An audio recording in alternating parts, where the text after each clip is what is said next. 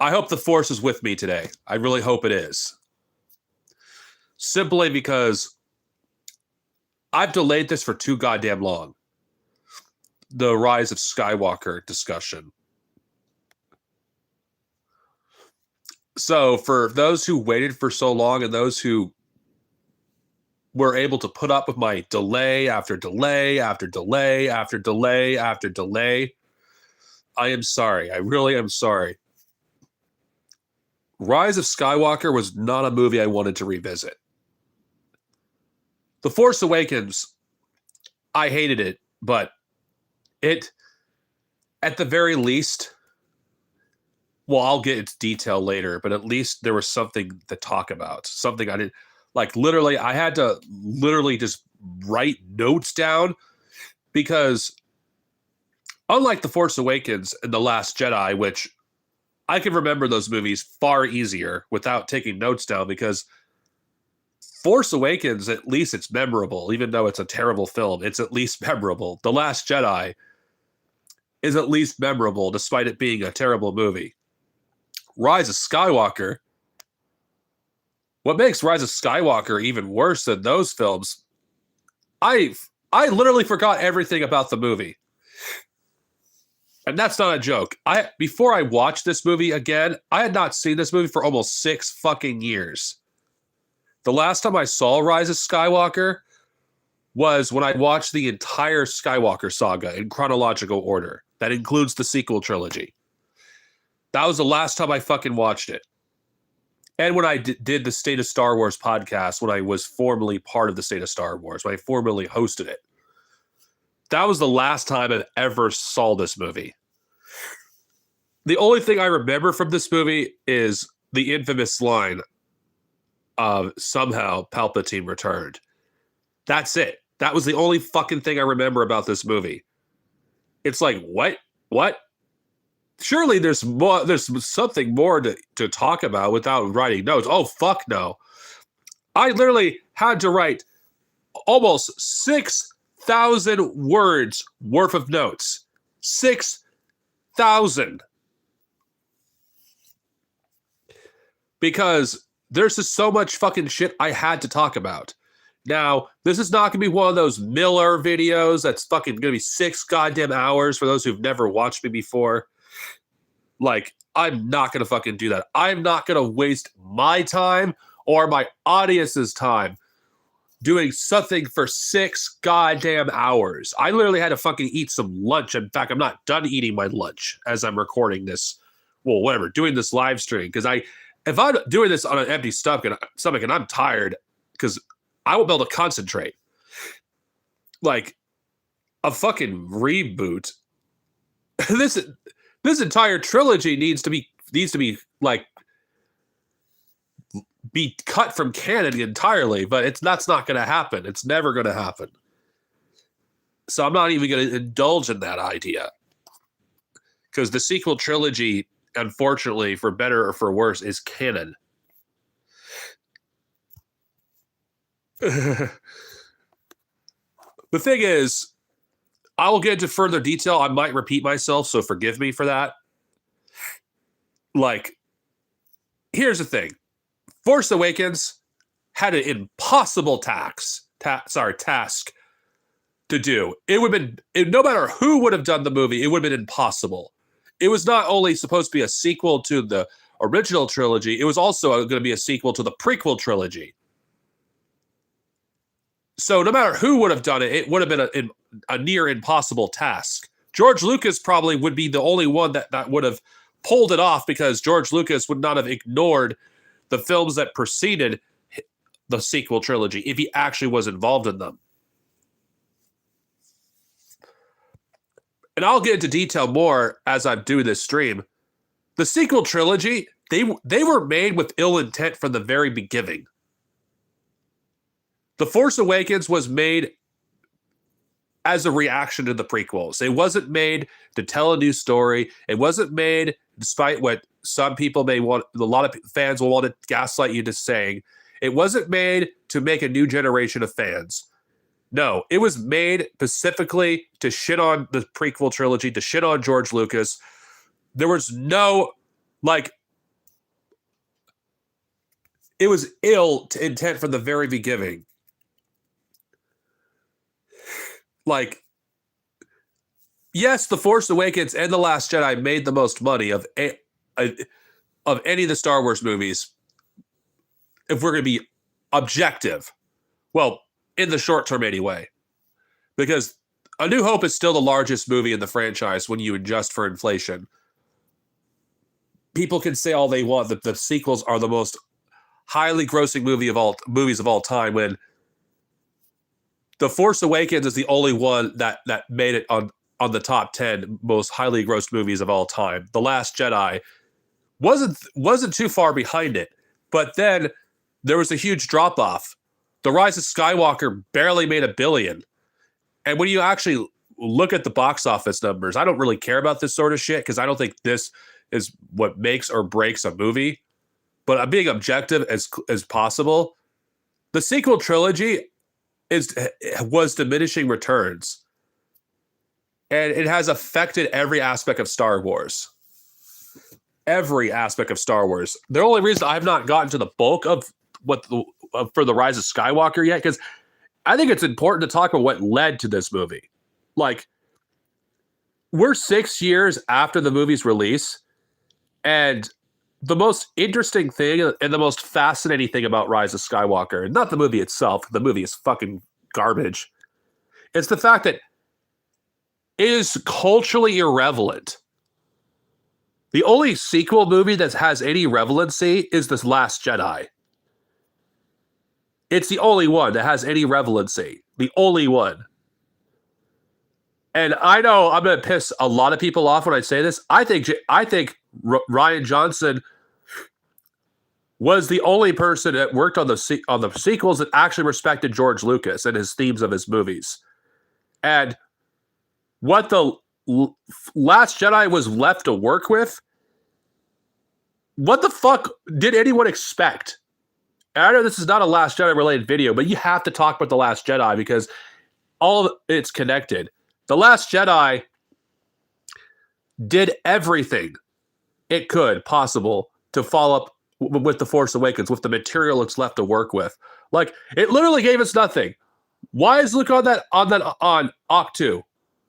I don't know.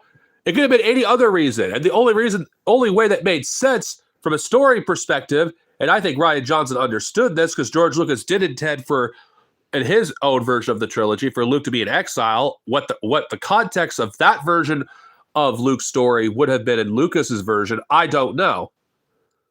Lucas being in exile, whether it's being forced to or by choice, I don't have an issue with that. Rian Johnson just went about it in a way that most of us wouldn't want.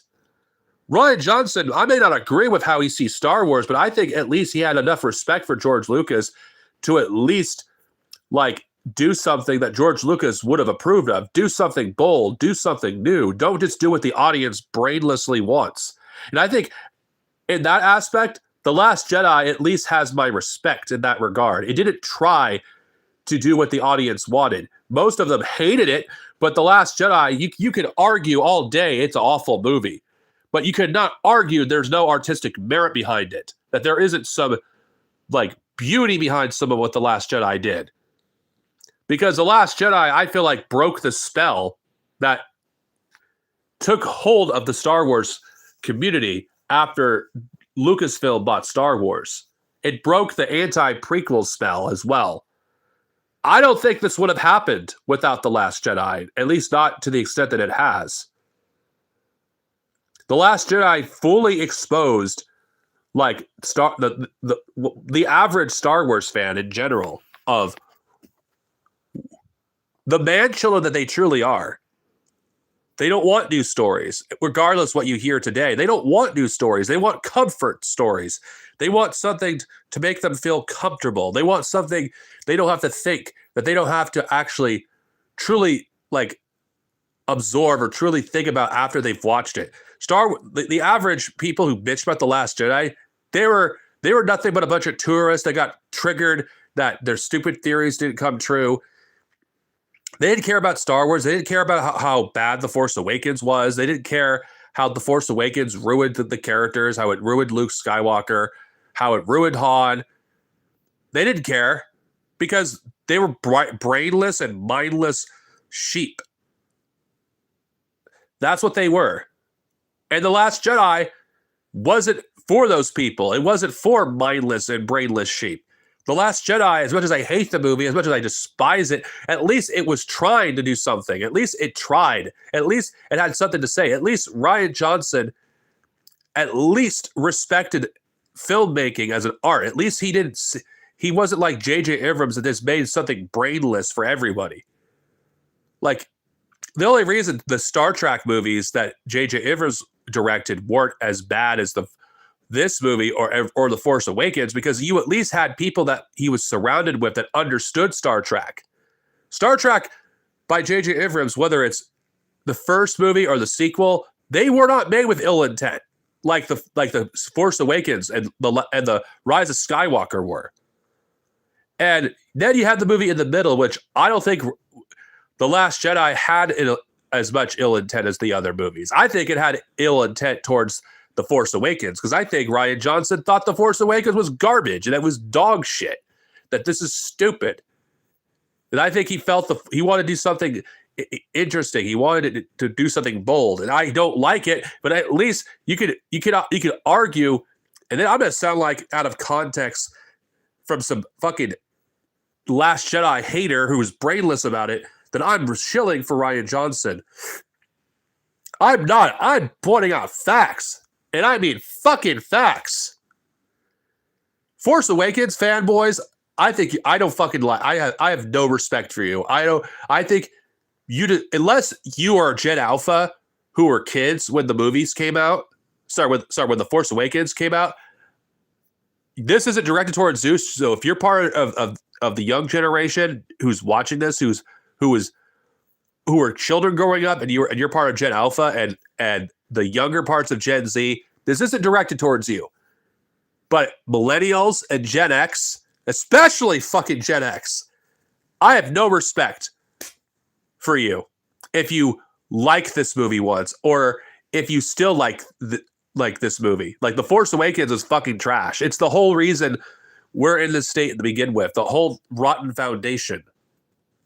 Like, you don't deserve to fucking you don't deserve to be treated in well in polite society. I think you should be shunned. I think Force Awakens fans should be shunned. They should not be allowed in polite society. I think anybody that enjoys Rise of Skywalker, who is not part of Gen Alpha and the younger parts of Gen Z, if you're not part of those groups, you deserve to be fucking shamed, and you deserve to be not allowed in polite society. I don't care if I sound like if I'm over the top. I don't care if I fucking piss you off. Fuck you. It's you morons. It's why we have this fucking shit. Like, look what Star Wars has become since Rise of Skywalker. Look. People say, "Oh, The Last Jedi is what was the beginning of the end." It may have contributed to it, but have you noticed just how little people care about Star Wars? And I think this movie did far more damage to Star Wars than The Last Jedi ever fucking could. At least The Last Jedi tried. People, even if you hate it, they're at least those who defend The Last Jedi, they have valid, at least they can argue for points in the movie's favor. Even a lot of the people that defend the film do, they're not very good at defending the movie, but at least there's something. I'm not going to hate you, at least not now, currently, if you're a part of the older crowd that likes The Last Jedi, or actually could relate to Luke Skywalker in that movie. How you find that version of Luke more relatable because of your life circumstances or your current point in your life. That you find comfort in that version of Luke. I can understand it. I don't agree with it, but I can understand it. And I really can understand it. And that's why I'm saying I'm willing to give some grace to Last Jedi fans here. And this is me in 2026. I'm willing to do that. I think I have no problem with you existing in polite society, because at least you actually respect art. At least you don't look, because I'm just going to say this, and you're free to disagree with me. I haven't even talked about The Rise of Skywalker yet, because it's so fucking bad, but so boring. But I feel like all this has to be discussed before I can get to the fucking main topic. At the very least, those who defend The Last Jedi have respect for art and they have respect for film. And I'm saying this as someone that hates the movie. I'm separating my personal feelings and going fucking like being objective here. Fuck off if you actually are going to still continue to this fucking day that The Last Jedi ruined fucking Star Wars. Fuck you. I'll even say that to my past self. Fuck you. Bullshit. Bullshit. Bullshit. Bullshit. How is a movie that actually stays true to Star Wars more than and even though if it fails at it, how is that ruined Star Wars? How? Fucking answer me. Answer me. I started off indifferent towards the fucking Rise of Skywalker. It's like, how can I be angry over this? Every movie before it ruined it. No, that was wrong. That was wrong. That was wrong. Nobody hated J.J. Abrams enough when The Force Awakens came out. The very fact is, The Force Awakens ruined everything. It literally did. With its shitty fucking script, with its like Marvel-like fucking humor, it's Marvel-like pasting, where you have, well, I would actually know. That's insulting, because at least Marvel films, there are those of them that exist that at least, unlike The Force Awakens and Rise of Skywalker, at the very least, you do have scenes that give the audience a chance to breathe after what they've learned from a previous scene. But everything I can say about the Rise of Skywalker applies to The Force Awakens. But the reason why I actually don't think The Force Awakens gets the hate that it deserves, because it had a grace period, and it still has it to some extent. Oh, it was the first new movie in the new era of Star Wars. It was trying to like get a new generation into the franchise, and I kind of feel like, oh, we're willing to give it a pass because it was their first time doing a Star Wars movie since The Revenge of the Sith. Fuck that. Like, it's ridiculous how you have a bunch of nitpicky bullshit about the Phantom Menace, but like a lot of the criticism I hear about it is nothing but nitpicking, and people have this thing that movies have to be a certain way. Why? And I think what made the prequels better, in my opinion, is they tried to be different. They tried to go against what establishment Hollywood expects from movies. Why does every movie have to follow the same formula? Why can't they do something different? Why are they not allowed to have their identity? The prequels, you cannot argue, are like corporatized. They tried something. They tried to do something different. And anyone that says the sequels are better, you're the reason why we continue to get shitty movies. You're the reason why we continue to get franchise movies. You're the reason why we can never get out of this fucking era of film. I don't think we ever will until this country collapses, where stories have a beginning, a middle, and an end. The sequel trilogy started a new story in a saga that already concluded. Yes, George Lucas may have at one point wanted to do 12 episodes, but he trimmed it down to like 9 and then eventually 6. Yes, he may have wanted to do it at some point, but as a creative, he's allowed to change his mind. He is allowed to.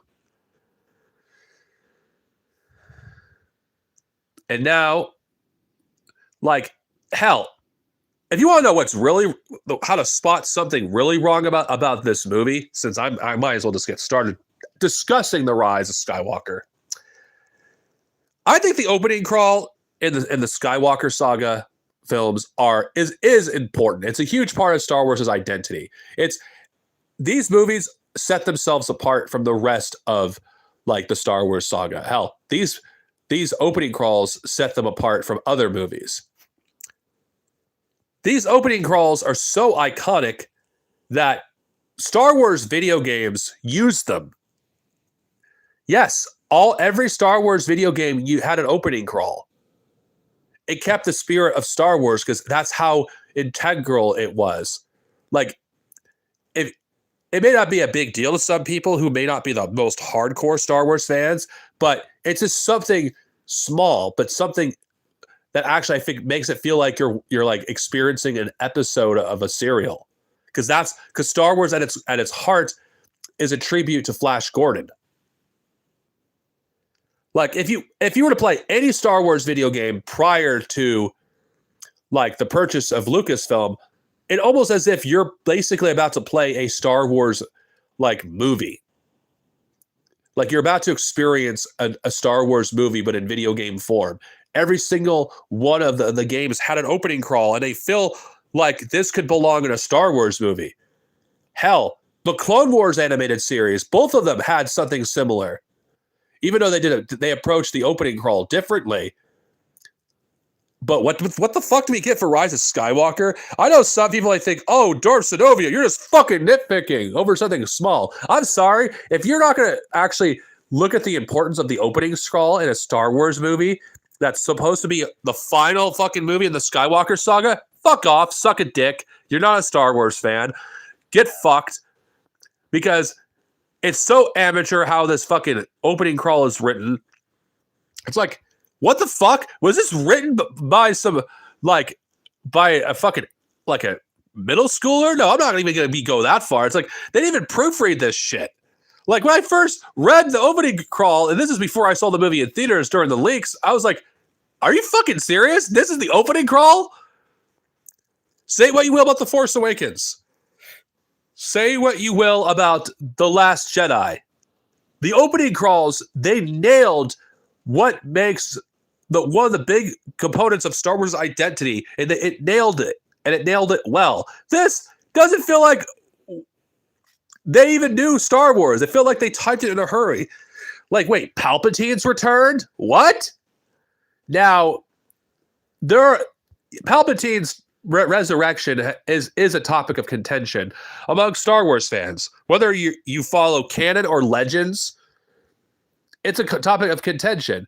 But I think it's a bigger problem in canon than it ever was in the EU, simply because in the EU, it doesn't come out of nowhere. And I kind of feel like, thanks to the Star Wars prequels, I'd argue stories like Dark Empire, I feel like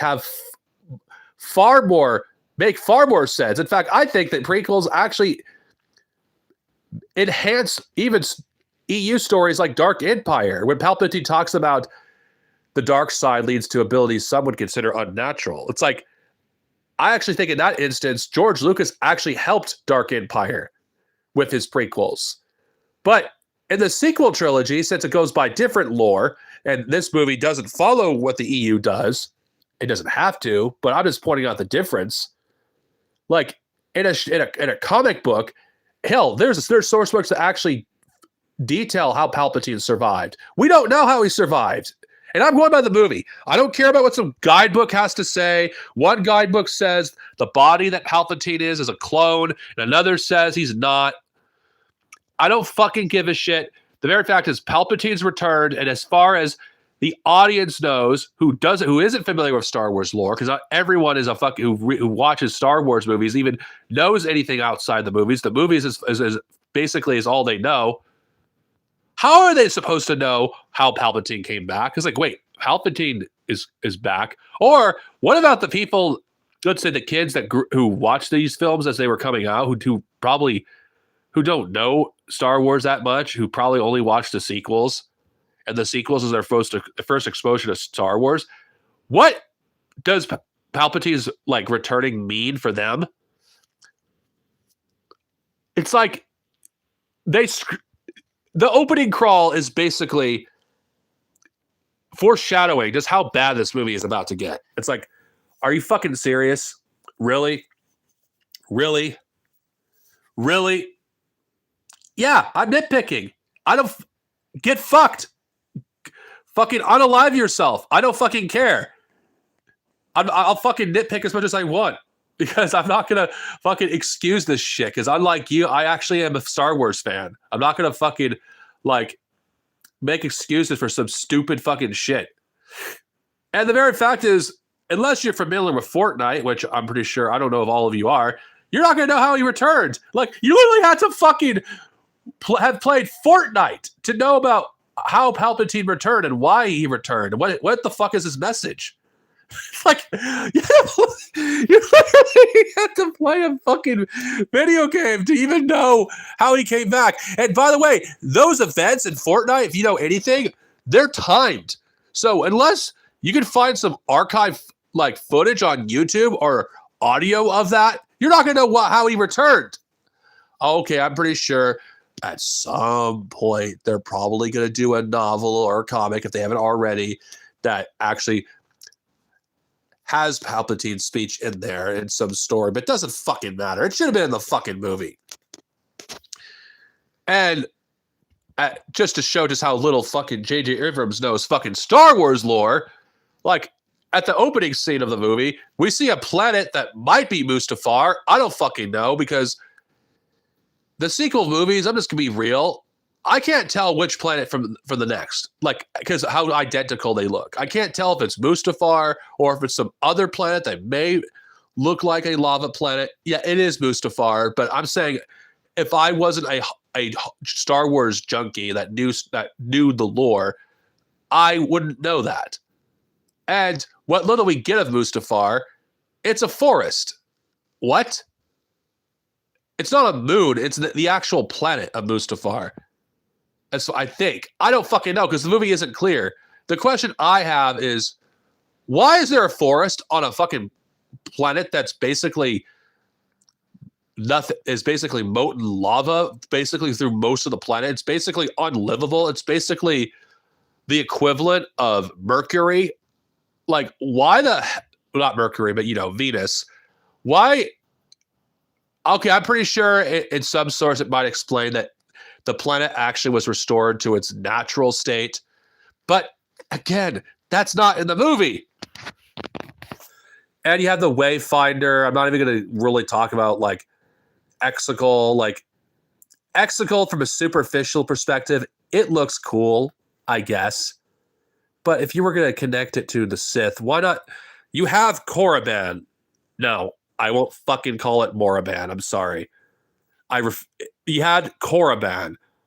You had Drummond Koss. You have any other Sith world you could have used, but Exegol, I would be surprised if they used Exegol and had the lighting be as dark as it was to hide how shitty the CGI looked, because it was easier to hide just how terrible like the CG looked, or how like the sets may have not been fully completed. So the best way to hide like the imperfections was to have the lighting just be in complete darkness. You could barely see anything. Then Palpatine appears. He says his line that it's like, J.J. Abrams is, are you fucking serious that the only thing you know about the prequels and Palpatine is that one line that everyone knows, that the dark side leads into pathways some would be considered to be unnatural? Like, here's a question. If Palpatine was fucking basically on Exegol for all these years, why the hell didn't he do something sooner? Like, he has like hundreds of thousands of Star Destroyers, and I feel like nobody thought this through. Another thing, you can't even see them, which I would be surprised if they're not all fully rendered, or if they are, they're not rendered well. Because one thing we got to understand about Rise of Skywalker, it was crunch time for this movie. Like, I don't even know how they managed to actually make the CG not look as terrible as it could have been. Like, they literally pushed these people. Like, holy crap.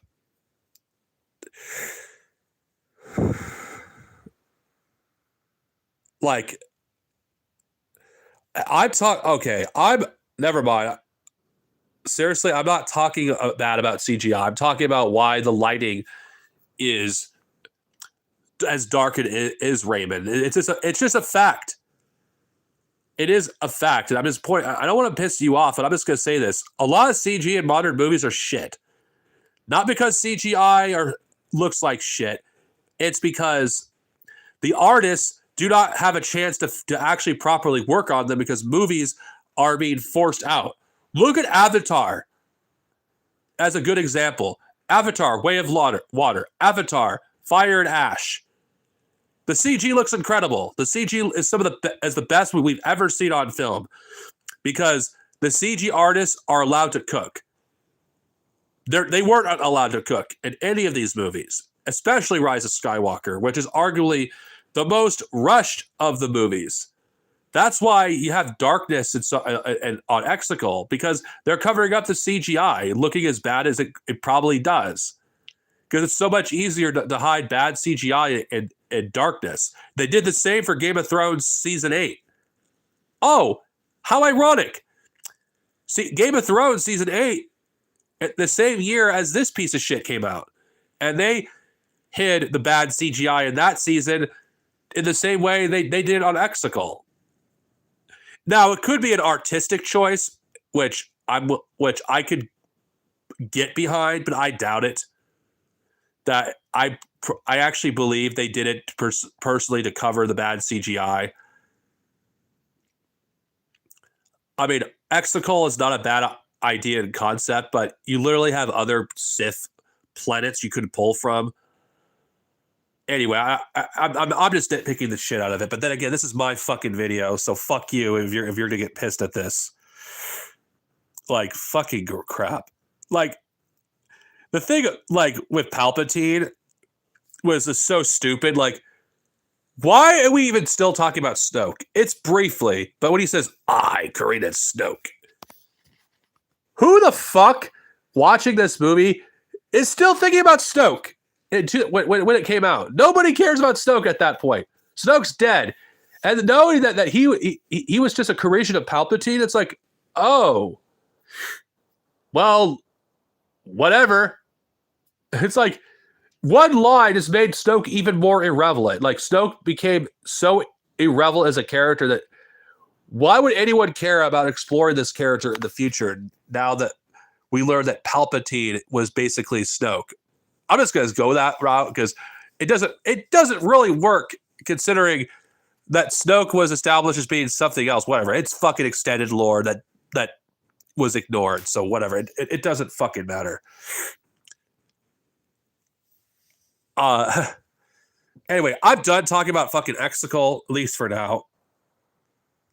Like, I know the next part I'm about to talk about is going to be nitpicking, but hyperspace hopping, I gotta fucking talk about it. I seriously gotta fucking talk about hyperspace hopping. Yeah, I could talk. I'm not even. This whole thing isn't about the plot. I'm talking about this thing I see issues with because that's fucking boring. No one wants to fucking watch a fucking long ass stream talking about the fucking plot. Because what fucking plot in this movie? No one wants to hear about me tearing down this fucking story, this plot of this fucking movie, which barely fucking exists. Go fuck yourself if you want me to hear if you want to hear me tear down the plot. Everybody else is tearing down the plot. I don't need to tear down the plot. I'm doing this by talking about issues of the movie, tearing apart brick by brick. And the hyperspace hopping is so fucking stupid. Like, okay, this is nitpicking. I know it will be considered nitpicking, but I don't fucking care. It's my video. If you want to fucking like me to talk about something else, go fuck yourself. Like, okay, the very fact is the Millennium Falcon does hyperspace hopping itself. I would be able to maybe let slide if you didn't have the TIE fighters following him in hyperspace, which J.J. Abrams, hello, Earth to J.J. Abrams. Did you not know TIE fighters can't go into hyperspace even in The Force Awakens? They're short-range fighters for a reason. They're always accompanied by Star Destroyers. And even if a TIE fighter could go into hyperspace, anyone that knows anything about Star Wars lore, they're very fragile. TIE fighters are made cheaply for a reason. That's why they're able to mass-produce them, because they're not made with the most durable materials like X-Wings are. If it went into hyperspace to the extent that the Millennium Falcon would, it wouldn't be able to survive multiple attempts at hyperspace hopping. It wouldn't. It explode on impact. It's like, yes, it's just a movie, but you know what? That attitude is why we get shitty movies. The very fact is, it's just basic things like that. If you want to have the TIE fighters go into hyperspace, have a TIE fighter with hyperdrive capabilities, like a TIE Advance or something. I could get behind that because TIE Advance are not the same as a regular fucking TIE fighter. Have you seen how fragile those things are? One hit with a laser like cannon could easily destroy them. They're not very durable. I just feel like this was just J.J. Abrams' attempt at doing a chase scene, and it was just terrible. Like, everything that J.J. Abrams does about Star Wars is so superficial that it fucking pisses me off.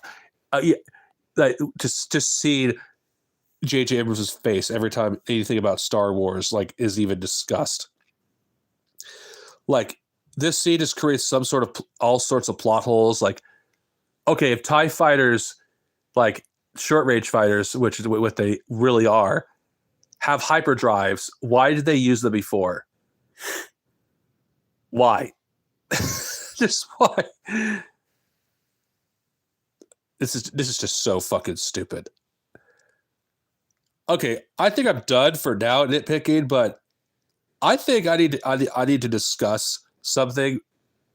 And I think it's important that I discuss this because I've had this conversation with people that I know. And I think this is the more interesting conversation. I'll bring this up multiple times. When Rey finally appears in the movie, it's almost as if we're seeing something, at least a follow-up to something that happened already, but we didn't see it. Like, at this point in the movie, as soon as Rey appears, and it's I don't know, if it's kind of ironic that every time, as soon as Rey appears in both movies, that's when the story starts. Well, it already is falling apart before she appears, but that's when it really starts falling apart. Because Rey is just doing all this shit. She's like, it's almost as if Rian Johnson just looked at, well, not right, whatever. I'm sorry, I can't think straight. J.J. Abrams looked at all the complaints on Reddit about Rey's character. Oh, she's a Mary Sue because she could do this and this and that. And no, I'm not interested in debating if she's a Mary Sue. I'm not going to even talk about it in this stream. I have no interest in that topic. Has been done to death. I don't care about this character being a Mary Sue at this point. She is a Mary Sue. I don't want to have that discussion. It's not interesting. Like, when Rey appears, I almost feel like we're basically watching a follow-up to another story that we've never seen. Like, Leia appears, who you could obviously tell isn't fucking there. It's obviously archival footage from The Force Awakens that, stuff that they never used. And the very fact is, when every time Leia is basically in a scene in this movie, it's so unnatural. Like, she's like digitally like inserted in various scenes of the movie, which doesn't feel real. She doesn't feel like she's actually there.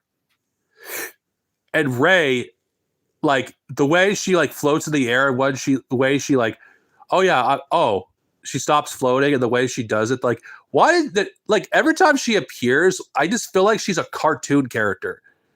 Like, the only film where she is even human, and I'll get into this more, is The Last Jedi. And she feels even less human in this than she does in the other two. What the fuck was I thinking 6 years ago? Oh, this is what she feels far more human in this. What the fuck was I thinking? Or she's far more likable in this. No, like, I don't even hate Rey in this movie.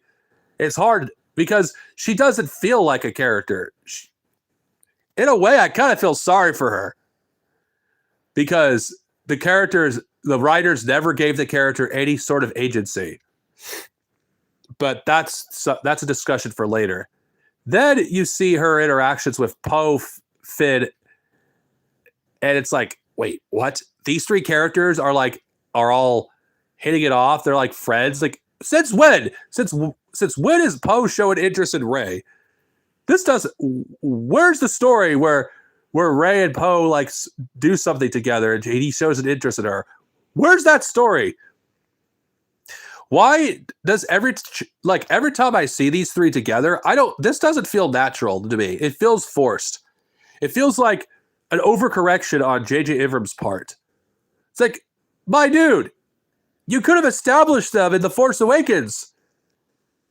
You could have literally had Poe and Finn travel together on Jakku, and they met Rey, and you could have had their interactions there in a form of friendship there.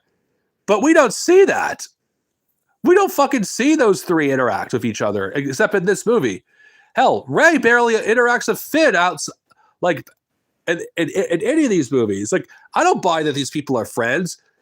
Like, Luke, Han, and Leia, when you see them again in Empire Strikes Back, and I compare Empire Strikes Back to this because I think it's fair. 3 years have passed. The way that the characters interact, the way they smile towards each other, how concerned they show towards each other, it feels like these characters have been through shit. It feels like they've been through thick and thin. It feels like these are actually people that are like family. That's what I get when I see the original trio and the original trilogy. They actually feel like these relationships were real. It felt real. It didn't feel forced. It wasn't organic, and I could buy it. Like, the EU, for a reason, kept this dynamic and actually greatly expand upon it, where Luke was basically extended family to even Han, who was like a brother. But we don't get that in the sequels. This is forced because they didn't have Carrie Fisher to use in this film like they originally wanted, because she passed away before The Last Jedi came out. They couldn't use Luke because he was dead. Han Solo couldn't be used because Harrison Ford passed away. So this is pretty much, I think, the reason why they had these three characters together, the actors, because they couldn't use Carrie Fisher at all for obvious reasons.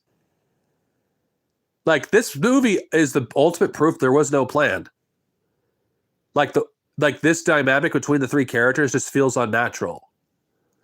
Maybe if in a future story we actually get to see these characters go on many adventures together, but the problem is J.J. Abrams didn't even give writers any fucking room to actually expand these characters' stories. Like, there's only so much you could do in 1 year. I'm not saying people cannot get close in 1 year. It happens. But I'm saying from a storytelling perspective, you're not given many opportunities for these characters to go on adventures, to do things together. You don't have enough room. If The Last Jedi and the Rise of Skywalker had basically a 4 to 5 year time skip between them, I actually think that would have actually helped this dynamic, because there would be room to build it. I mean, the actors do have chemistry together, but the characters themselves, it feels forced. J.J. Abrams literally sabotaged this. Of course, there is a way you can fix this. There's obviously a way. And I shouldn't make this suggestion. It'd be so easy. All they have to do is just ignore what J.J. Abrams set up with the Rise of Skywalker, that it takes place a year after The Last Jedi, and just change it to 5 years or 3 years. They could easily do it. Fuck the extended lore. Fuck what it says. Oh, it's a year after The Last Jedi. There's nothing in the movie that says a year has passed. There's nothing that says that. Rey getting closer to Kylo Ren could be explained that he's that way too. That things fucking happened. They went on a fucking... They did something together on a mission at one point. That's easy to do. You're free to take my suggestions if you want.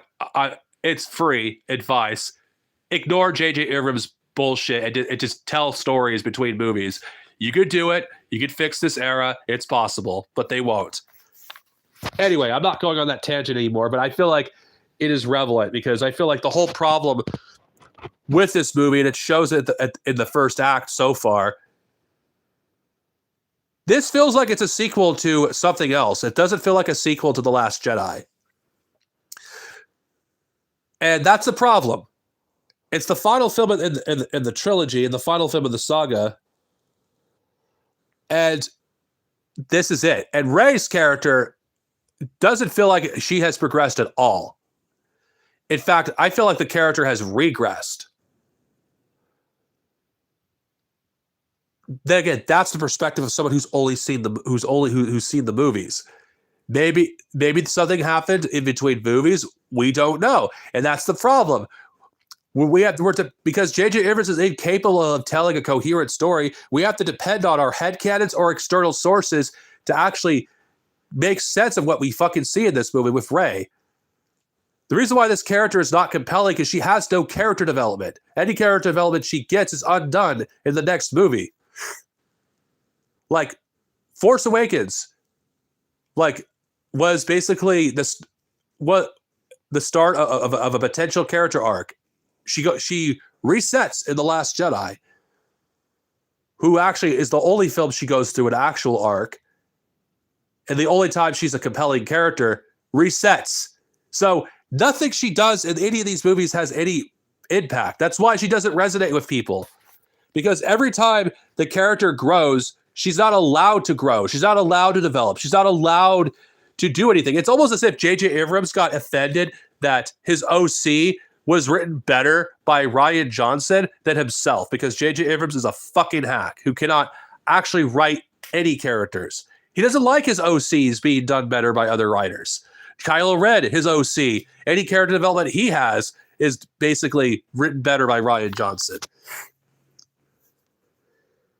I've been going on this fucking like tangent for a while. Then we have like the scene, which I'll get into a bit, but I'm going to talk about another thing that really fucking gets me. Speaking of J.J. Abrams, his fucking masturbating of A New Hope and Empire Strikes Back. Why the fuck does Anakin's lightsaber still exist? Why is she still using it? Why is Rey still using it when this was destroyed in The Last Jedi? When the whole point was let the past go. The very fact is, we don't even have her own lightsaber. She has a staff. For God's sake, the end of the movie, we do see her lightsaber, which I'll give credit where credit's due. It's a good design. It's actually one of the more unique lightsaber designs. The hilt is actually really good. As someone that is a fan of like lightsabers in general, I like her lightsaber design. I think it's unique. We don't get that until the end of the movie. We only have one scene of her activating her lightsaber. Will she use it in a future story? Probably, assuming her movie's ever made. But the very fact is, we don't even get her to see her use her own lightsaber. An important part of of a Jedi's training is building a lightsaber. Why hasn't she built one? And can I just talk about something I'm really getting tired of in Star Wars? This doesn't just apply to Rian Johnson. I am sick and tired of seeing the color red, blue. Yeah, red and blue are the lightsaber colors I'm sick of seeing.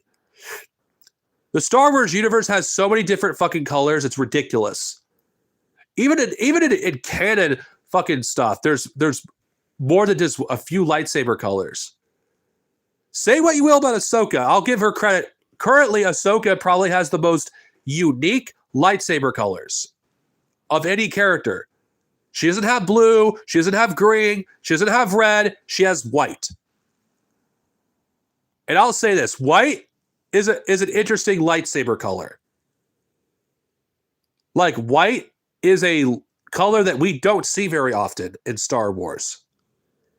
And if there's one thing I will give Dave Filoni credit, he at least gave the character that he created, well, George Lucas's creation more than anything else. At least Dave Filoni, he gave don't take this the wrong way for those who are fans of Ahsoka. At least he gave his OC something unique. At least he gave her a different look, a different lightsaber hilt, different lightsaber colors. At least Ahsoka has her own identity. And if there's one thing I do like about Ahsoka is I do love her lightsabers. I think the white lightsabers are some of my favorite lightsabers that we have currently in canon. Like, my favorite lightsaber colors in general do not appear like in any on-screen material, and the only one that we see that isn't fucking the usual colors is white. We haven't seen any other color besides the main ones. It's like, it's ridiculous. You could have given Rey any color. You could have given her white. You could have given her yellow. You could have given her freaking orange. You could have given her silver. Yeah, there does exist silver lightsaber colors. That is in Legends, but it still counts. But why do we still see the boring blue? I mean, good God. Like, there's so many unique colors that exist. Like, it feels like Star Wars, when it comes to lightsabers, it only treats like only two color. No, not, well, two, because blue and red. So it's like red and blue are the only colors that exist, and I'm sick of seeing blue. Blue it's like one of the my least favorite lightsaber colors.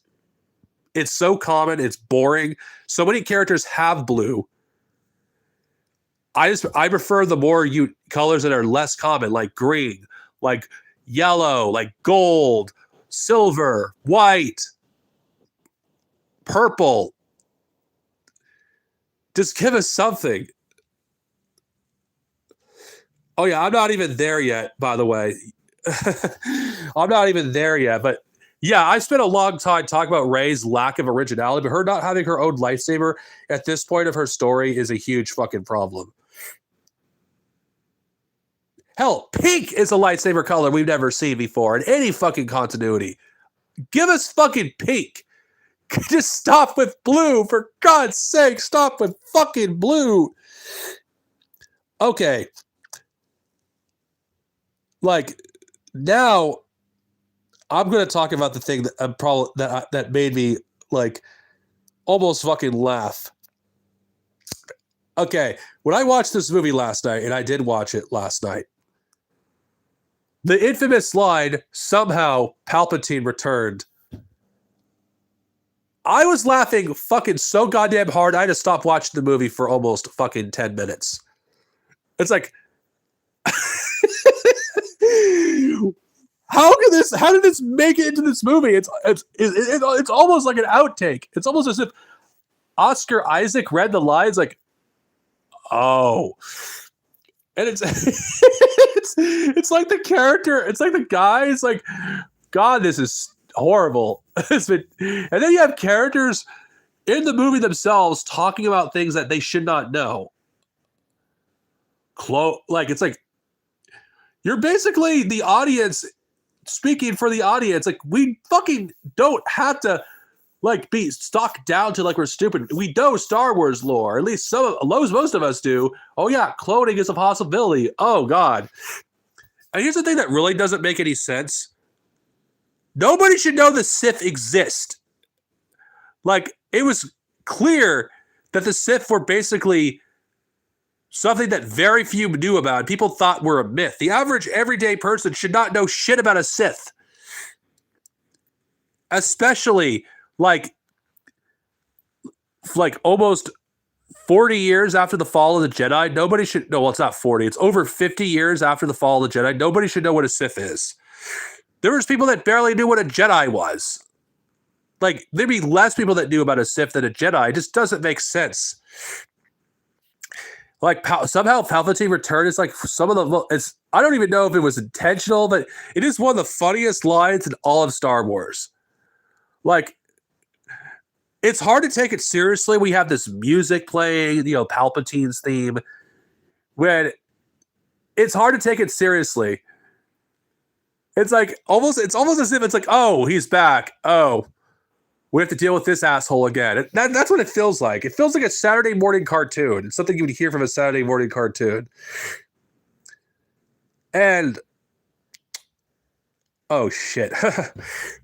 Hopefully I don't sneeze. All right.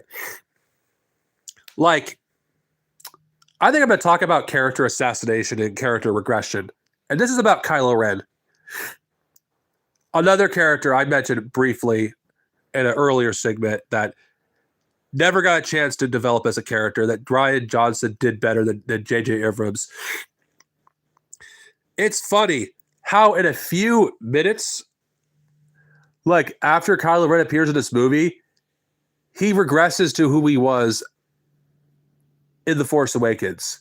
No character growth, no character development. He's just another lackey. He's just Palpatine's little bitch boy. I thought he wanted to be different from his grandfather. I thought he wanted to be the opposite of Darth Vader. He wanted to be better than him, surpassed him. I know some fucking shitty comic might explain, oh, he never felt like he was like secure, like he always felt insecure when he became the supreme leader. The very fact that Kylo Ren couldn't be fucking the main villain of this movie, he had potential to be. He was unhinged in The Last Jedi. And you assassinated his character. Yes, this is character assassination. Character regression is character assassination. Rian Johnson did not assassinate his J.J. Abrams' characters. That's funny. Rian Johnson had more respect for J.J. Abrams' characters than J.J. Abrams does. Like, every character that had any sort of development in the previous movie, oh no, we can't have that because I didn't have a hand in it. We can't have Kylo Ren be a reverse Darth Vader, even though that was the plan, even though Rian Johnson doubled down on it.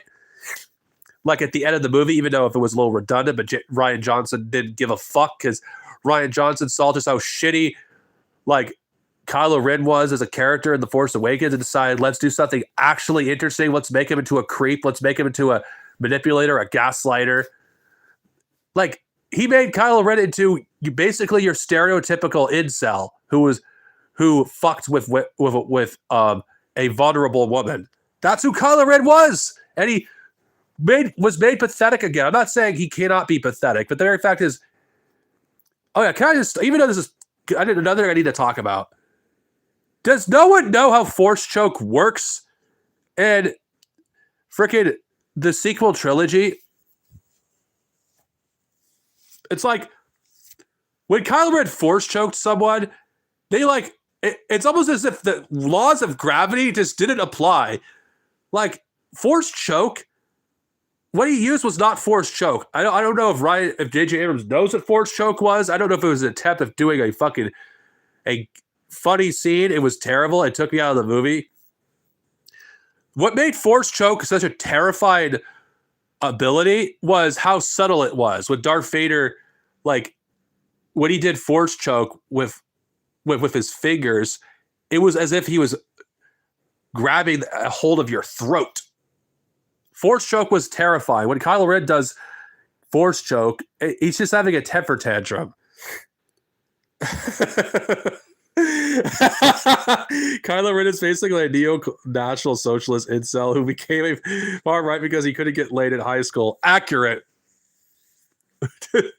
Fucking accurate. That's who Kylo Ren was.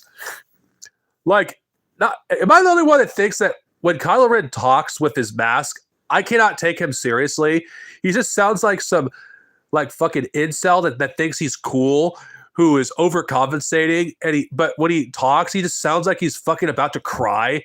Like, how the hell is this person the leader of the fucking First Order? I can't take him seriously. He doesn't even feel like he's even the leader in this film. Oh my god, this character, like, wow, Rian Johnson. Well, sorry, J.J. Abrams. You took a wrecking ball and ruined everything, and not even an hour in your movie. You've regressed Rey's character. You assassinated Kylo Ren, where he's now the bitch boy of Snoke. No one in the First Order seems to respect him, despite being their leader for God knows how long.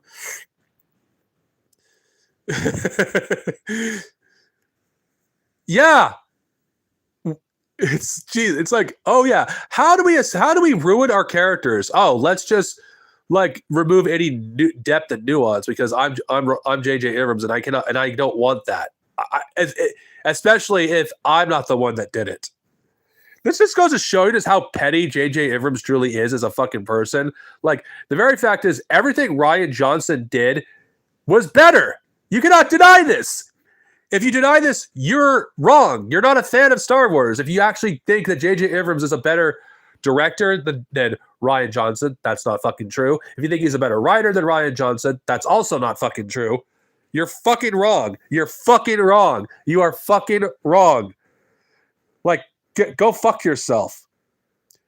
Like, J.J. Abrams literally destroyed what a reverse Vader character that he was building in Force Awakens, but out of spite for Rian Johnson, he reversed it. I don't have proof of this, but I could see it in the movie itself that he hated what Rian Johnson did because he wasn't the one that did it.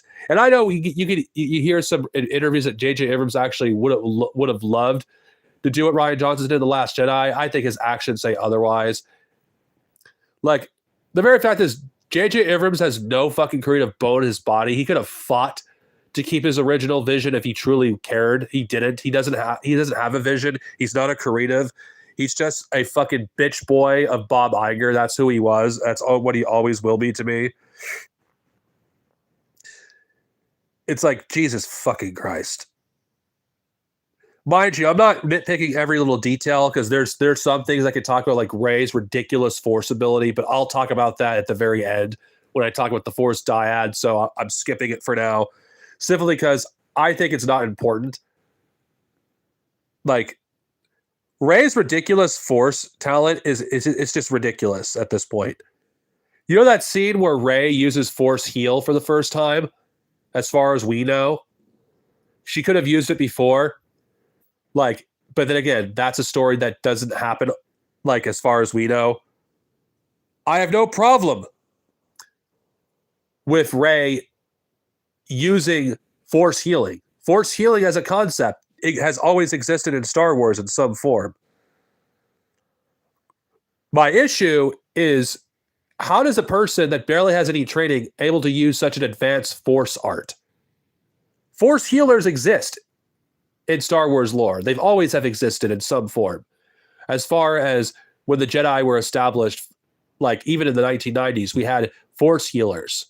The thing is, force healers were usually Jedi that did not fight, that never used lightsabers, that their primary function was to basically be the healer. That's what they were. They were basically a cleric. Let's think of it in RPG terms. They use the force to actually heal wounds, whether it's physical or mental. That's what force healing actually is. J.J. Abrams treats like force powers in Star Wars like a fucking, like something straight out of a freaking video game or a freaking superpower. The force can do these things, but the way Rey was able to do it, it's just ridiculous. If she had maybe 5 years of training, I could buy it. But the very fact is she's able to do crazy feats despite the fact that she, as far as we know, has 1 fucking year of training. I just don't buy it. Lifting a rock is far different than healing wounds. It is far different. It takes a lot more concentration. It takes far more skill. And it could be actually potentially life-threatening if you don't know how to properly use the ability. If Rey is able to do this with only a year worth of training, why wasn't Obi-Wan able to use this ability to save Qui-Gon from death? It kind of makes no sense. It really doesn't make any sense. He should be able to heal her. This also, heal Qui-Gon. This also makes Luke into not Luke, sorry. I'm thinking of too many things at once. It literally makes Anakin's fall to the dark side nonsensical and really dumb. If you really are going to take this seriously regarding force healing.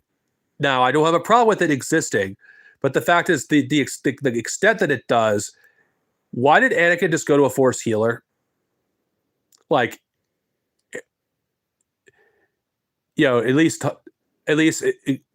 instead of just, why does he worry about Padme dying when he could simply just take her to the Jedi Temple when she's going into labor? I know they could do a potential retcon, they probably will, that it's an ancient Jedi art that's been lost to time, which I would have an issue with this. I wouldn't. Like, the kind of ability that Rey was able to use was a lost Jedi art, but she should not be able to use it within a year. Unless she learned it from one of the books she was reading, but still, the very fact is we're going by the movies only, not extended lore, not any future shows that may explain what this ability possibly could be. The very fact is she's able to heal wounds so easily, this doesn't make any sense. As of this movie.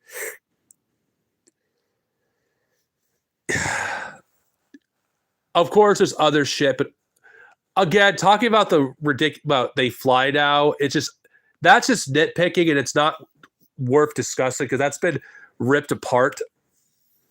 Honestly, I'm not going to talk about it because I don't think it's nearly as interesting as some of the other stuff I want to discuss.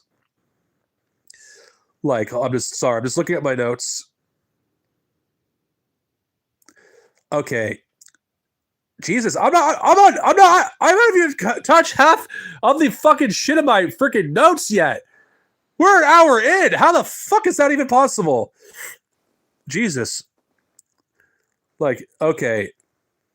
Oh yeah, I think another thing that's worth discussing, and I think it's related to everything else I'm talking about. The pacing of this movie is pretty fucking bad. And I'm not talking about it being too slow. No, it's too fucking fast.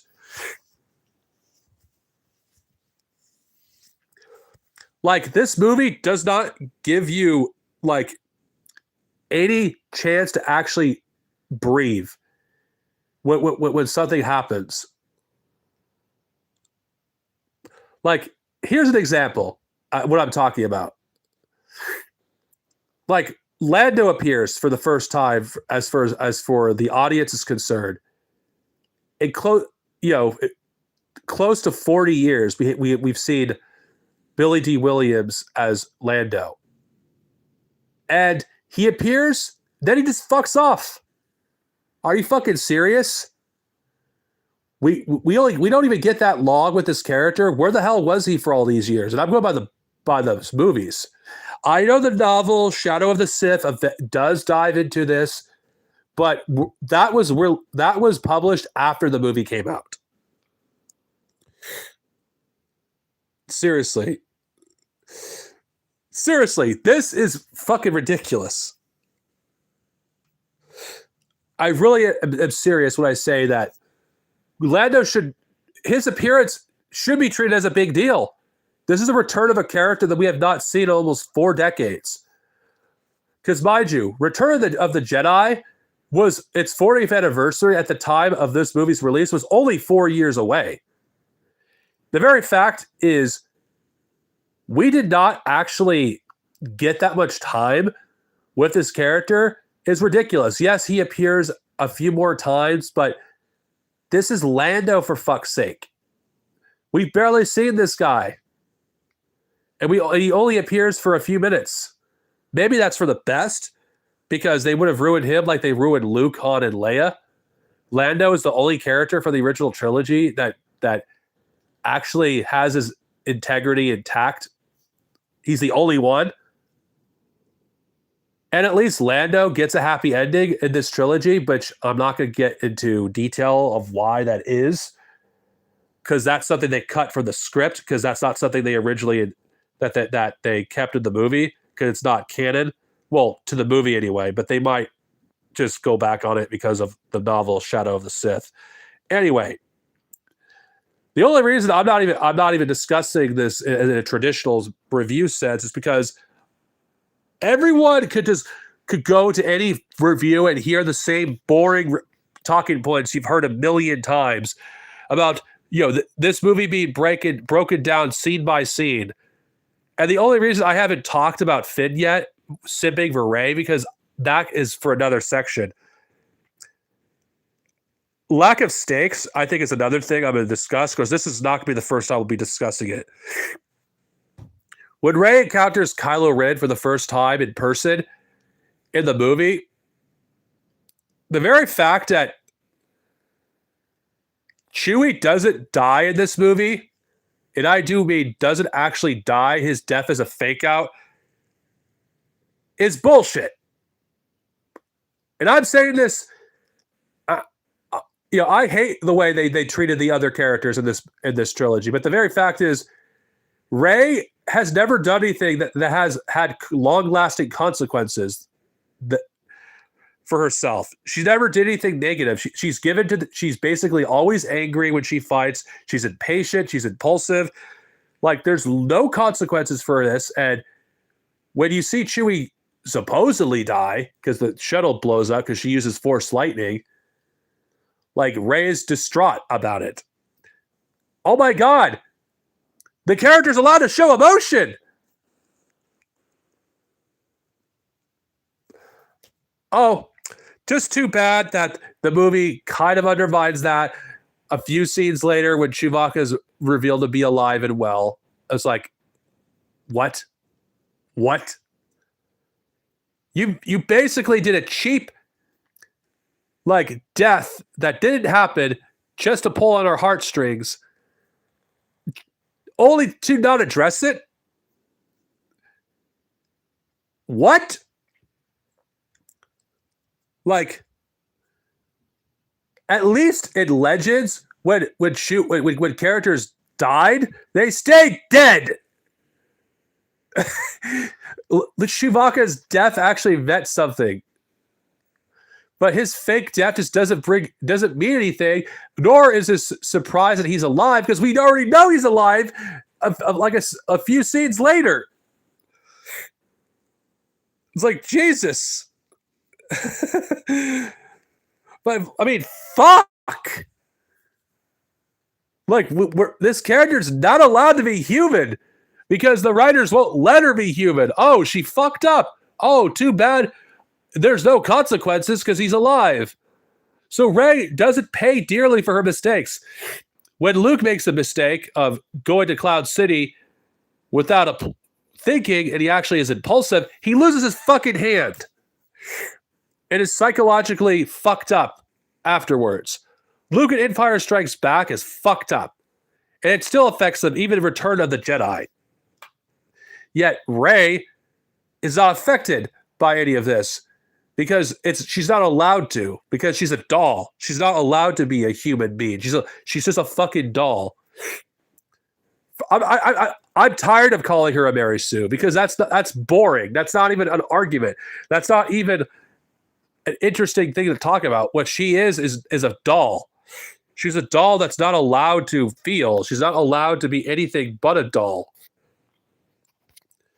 That's just a fact. That's who she is.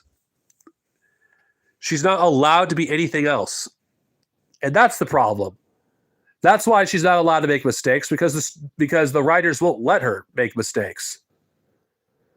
Like time and time and time again, she's given an opportunity to make mistakes and it's not allowed to make mistakes. At least in The Last Jedi, as much as I hate that movie, when Rey made a mistake of helping Kylo Ren, there was consequences.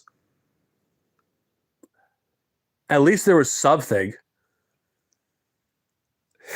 It's like, Jesus Christ.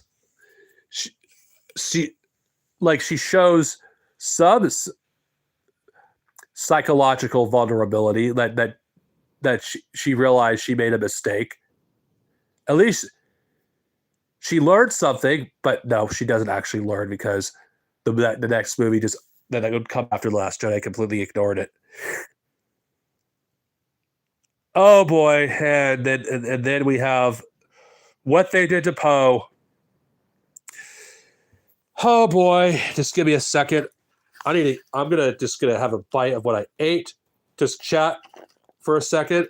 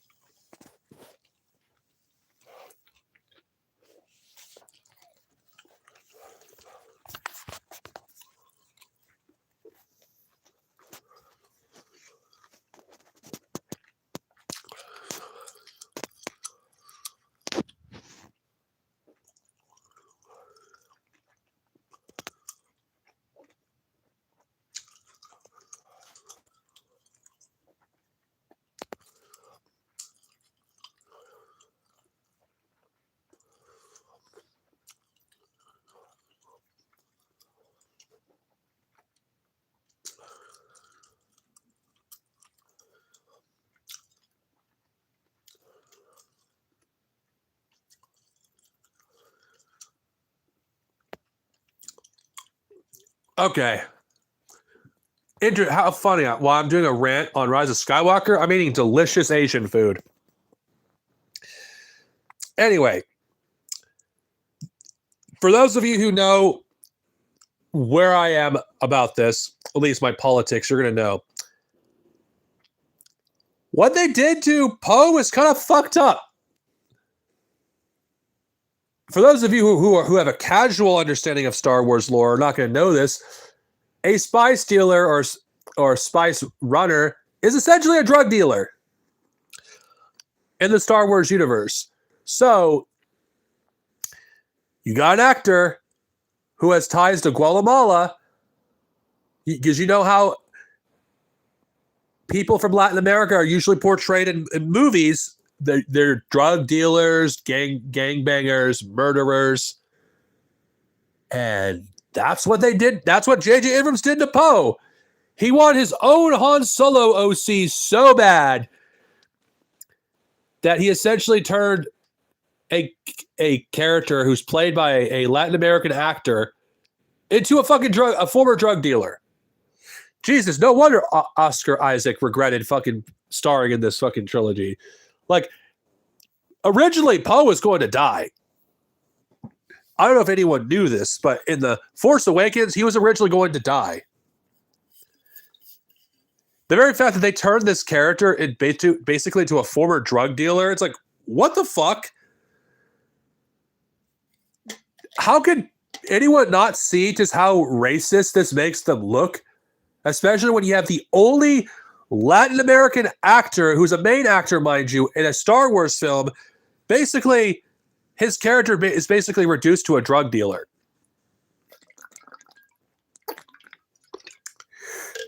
I know some people's like, oh, he's not Latin American. Yeah, he fucking clearly is.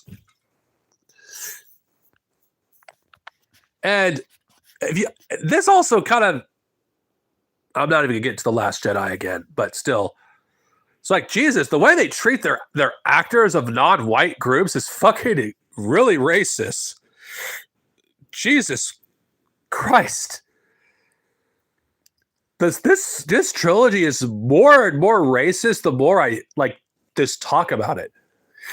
I know George Lucas is accused of racist shit stuff with The Phantom Menace, with like the way certain ethnicities are portrayed. Like the Gundans are like basically an anti-black stereotype, and I forgot what you call the other race. I'm sorry. There's so many races in Star Wars, but the Morians, I think the Morians, I think that's their name, and the Phantom Menace is a racist caricature of the Chinese. It's like George Lucas, when he did this, I don't think George Lucas had any racist intent. I don't think he did. I don't think George Lucas and the people that worked on the prequels, they had any racist intent. But J.J. Abrams, there's no way he's not aware. There's no way he's not aware that. But then again, I don't think the very fact is J.J. Abrams doesn't know anything about Star Wars lore just shows to you just how fucking ignorant he is and how racist this makes the trilogy look, when spice in Star Wars is basically being a drug dealer if you're doing a spice. Like, seriously. They in one line in this movie basically ruined Poe's character in one movie. You still believe Rian Johnson is the destroyer of Star Wars, when J.J. Abrams can't even like spare his own fucking OCs from being assassinated by him? No character is spared. Anyway, I'm done talking about this because I don't think it's worth talking about for an extremely long time, and I'll just repeat myself. Like, it really does make Lucasfilm look extremely racist. But then again, you're not going to see people actually discuss this in depth because, well, let's be honest, the sequels are fucking dog shit. Now, I'm going to talk about this probably more because it's more interesting. Husk being a spy.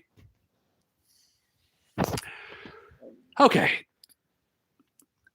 I have a question for my audience. Do you think Hux, whatever his name is, do you think Hux is the kind of guy who was a big fucking, he's a dedicator to the cause, he's basically a literal Nazi?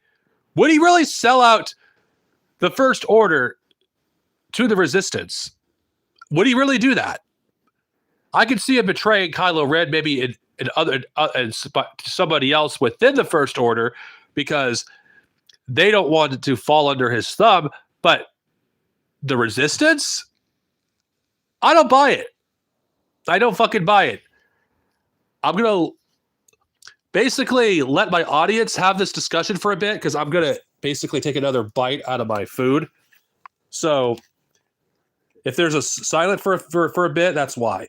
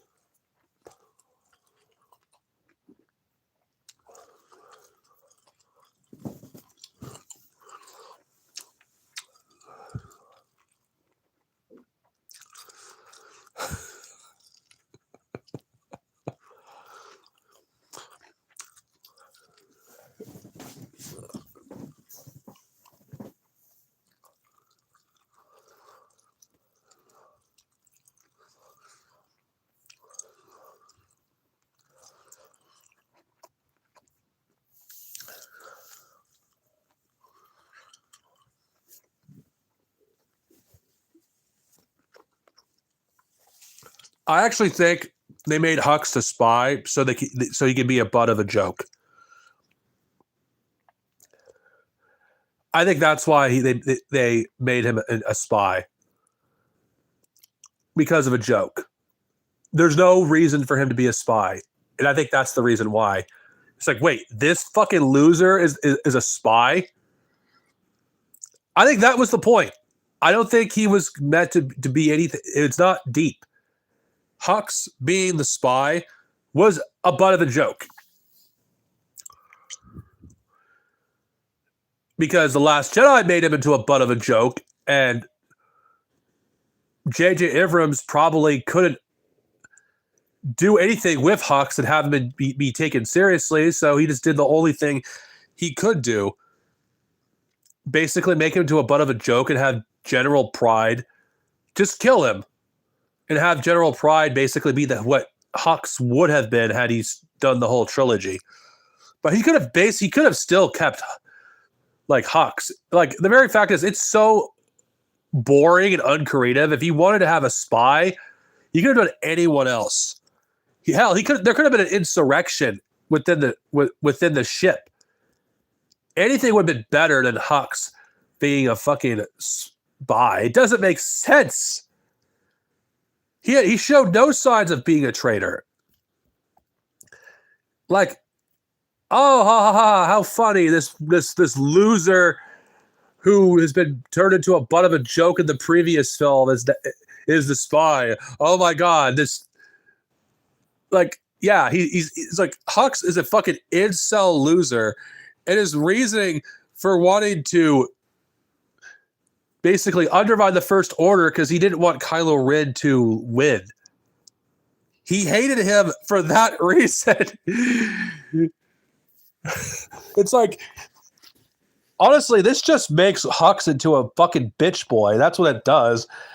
It's like, when you look at Hux now, it's like, whoa, you mean this fucking loser who just speaks like a Nazi, but fucking is a fucking spy? It's like, oh yeah, he was the spy. what a surprise. Like, when he gets killed by Pride, it's like Pride's like, oh, this loser is a spy. Why am I not surprised? And he just fucking kills him. Like, it's literally a butt of a joke. Like, it's not really worth discussing, but the very fact is this movie does stuff that just is out of place. This is the kind of stuff you would see in a Marvel film. And I think that's the issue. That this movie feels so corporate, just like the Marvel films are, where everything fucking just feels like a joke. Like, you have to have a joke. You can't have a single moment where you don't have a joke. It's like this movie. It's supposed to be the last movie of a saga. Should this movie be more serious? Shouldn't it be like darker than the rest? Because it's supposed to be the last movie ever. Well, it's not, but it's supposedly supposed to be the end of the Skywalker saga. This doesn't feel like Star Wars. It completely takes me out of the movie.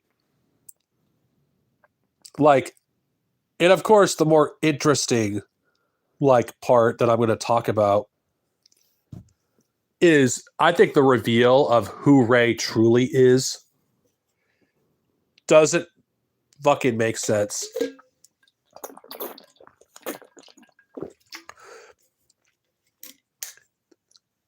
It's like this movie just feels like it's an overcorrection of The Last Jedi. Like, when Rey is revealed, oh, your parents were nobody because they chose to be. It's like, wait, what? This is completely walking back on what the previous movie did. Like, Rey doesn't even think about who her parents are at this point. It's like, wow, what a way to completely regress everything. Good job, J.J. Abrams. You hollowed out every possible thing that made Rey compelling. It's like, remember when Rey was revealed to be no one? That she didn't have like a part in the story? She wasn't important? That she was a nobody?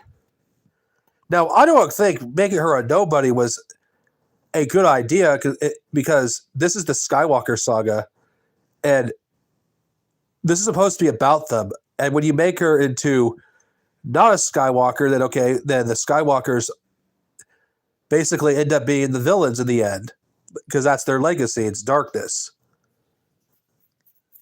Now, you go back on that and we find out, oh, Rey, like, when we hear that she's a Palpatine, the way it's said, it's like, what? This is the problem. This movie is trying to be a sequel to another movie that never happened. The very fact is, this feels like it's like two movies crammed into one. Like, Rey being a Palpatine should have been something that was revealed in The Last Jedi if that's what you were going with. But there's no indication she was anybody. And this goes against what Palpatine said earlier in the movie about killing her. Why? When she's his granddaughter and she's potentially his successor. This basically makes Palpatine like, oh, is he lying to Kylo Ren to basically force Rey to basically give in to the dark side? I don't fucking know. Like, Palpatine just doesn't come off as being a puppet master in this movie. And then we get to freaking Endor, at least I don't even know. I'm not going to even rant about Endor. Endor. Sorry, I'm losing my train of thought today. I can't even fucking think straight because I've been doing this for almost 2 fucking hours. Well, actually, an hour and a half. It's like, fucking Christ, man. Okay, the Death Star 2, there should be no remains at this point. Well, at least the amount that there are. But I'll get into detail with that later because there's something else I want to discuss. Am I the only one that I can't be the only one that thinks this way, and I'm not even the first to even say this. This movie, my fucking God, has to remind you, the audience, no, guys, Finn and Poe are actually straight. They're not gay. See. Look at these girls. Look at these women that showed interest in them. Like, see. Oh my God, this one chick that Poe like met like years ago. Oh, they were actually an item at one point. So Poe is actually not into guys. Sorry, Poe and Finn shippers, but they're not gay. Oh yeah. Poe is actually really into women, especially this lady that we introduce, who shows an interest in him immediately. It's like, wow. Like, so you give Finn and Poe a love interest out of the blue, despite Finn already having one in Rey, then The Last Jedi in Rose.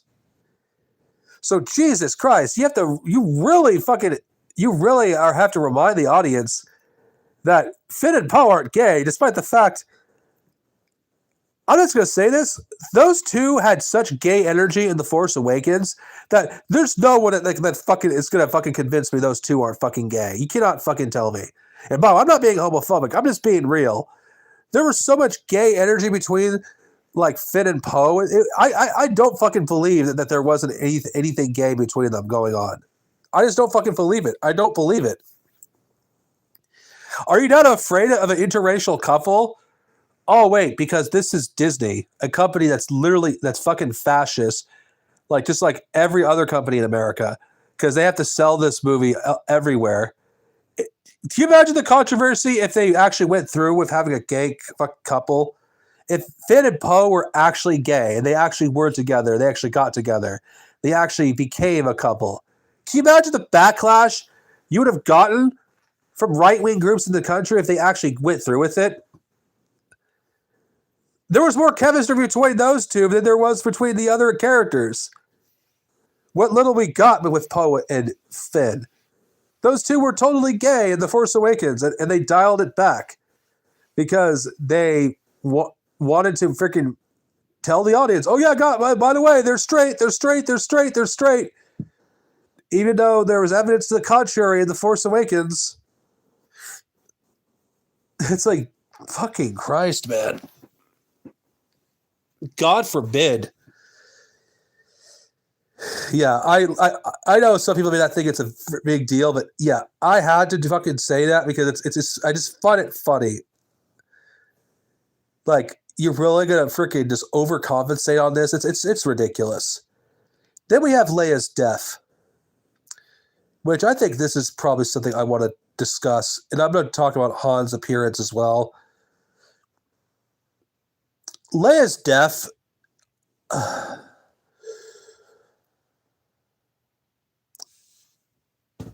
My big issue with this whole fucking trilogy is every film, someone from the OT dies. My question is, why do they have to die in the first place?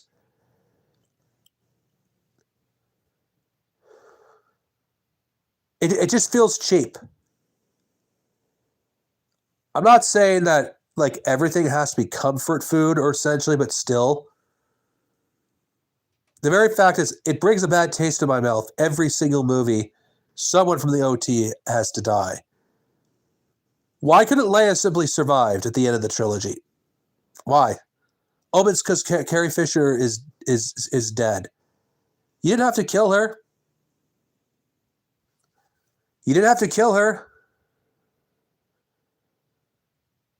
And it's just knowing that Kylo Ren is responsible for the deaths of all three of the original trio just makes my blood boil, honestly. Yes, Luke did sacrifice himself in The Last Jedi in order to buy time, but Kylo Ren, it was in a way responsible. Because Luke spent like whatever energy he had to buy time.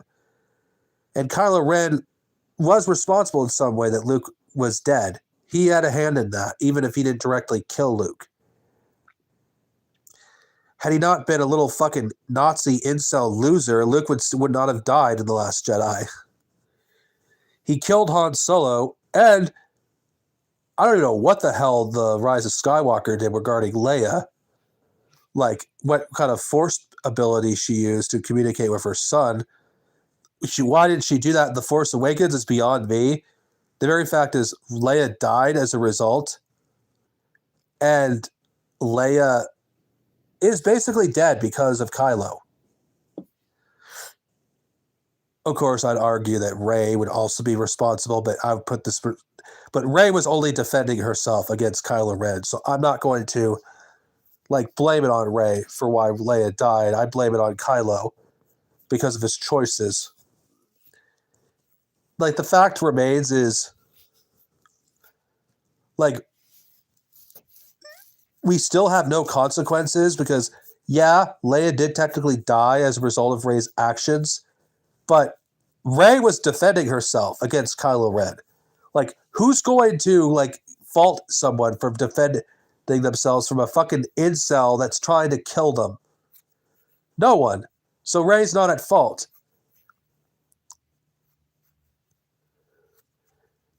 But yeah, and Kylo Ren, like, I just don't like the very idea that he's responsible for every one of my favorite characters being killed in some way.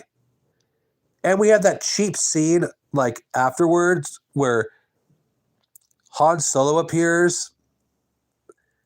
Harrison Ford, they must have offered him a fucking buttload of cash. Here's like $30 million to appear in this short scene. I thought, okay, whatever. This is the last time I'm showing up, okay? I'm pretty sure he recorded, he did his fucking lines and then he left. Of course, it's not certain if Kylo Ren was the reason. Sorry, I'm losing my train of thought. That Han Solo was actually there, or it's all in Kylo Ren's head, that he didn't forgive himself. I don't fucking know. I don't know, and it's ridiculous. Anyway, I just feel like it was a cheap trick to pull at the audience's heartstrings because Han Solo was dead for 2 movies, and Ben Solo killed him. So the very fact is, I thought it was cheap nostalgia and cheap way to pull at your heartstrings because I didn't feel anything. In fact, none of the deaths of the original trio had any weight. I didn't feel anything. I didn't feel heartbreak or anything because the movie doesn't make you care. I don't like the way they were treated, but their deaths, I just don't think it has any impact.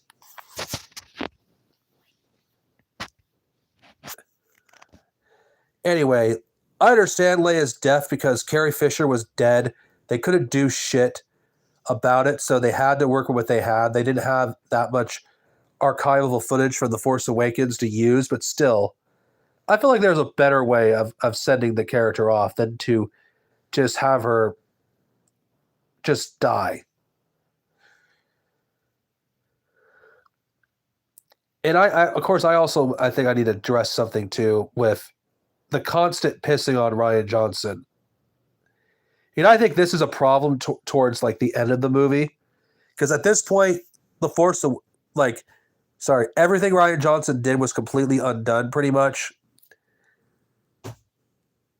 And when Luke appears briefly in this movie,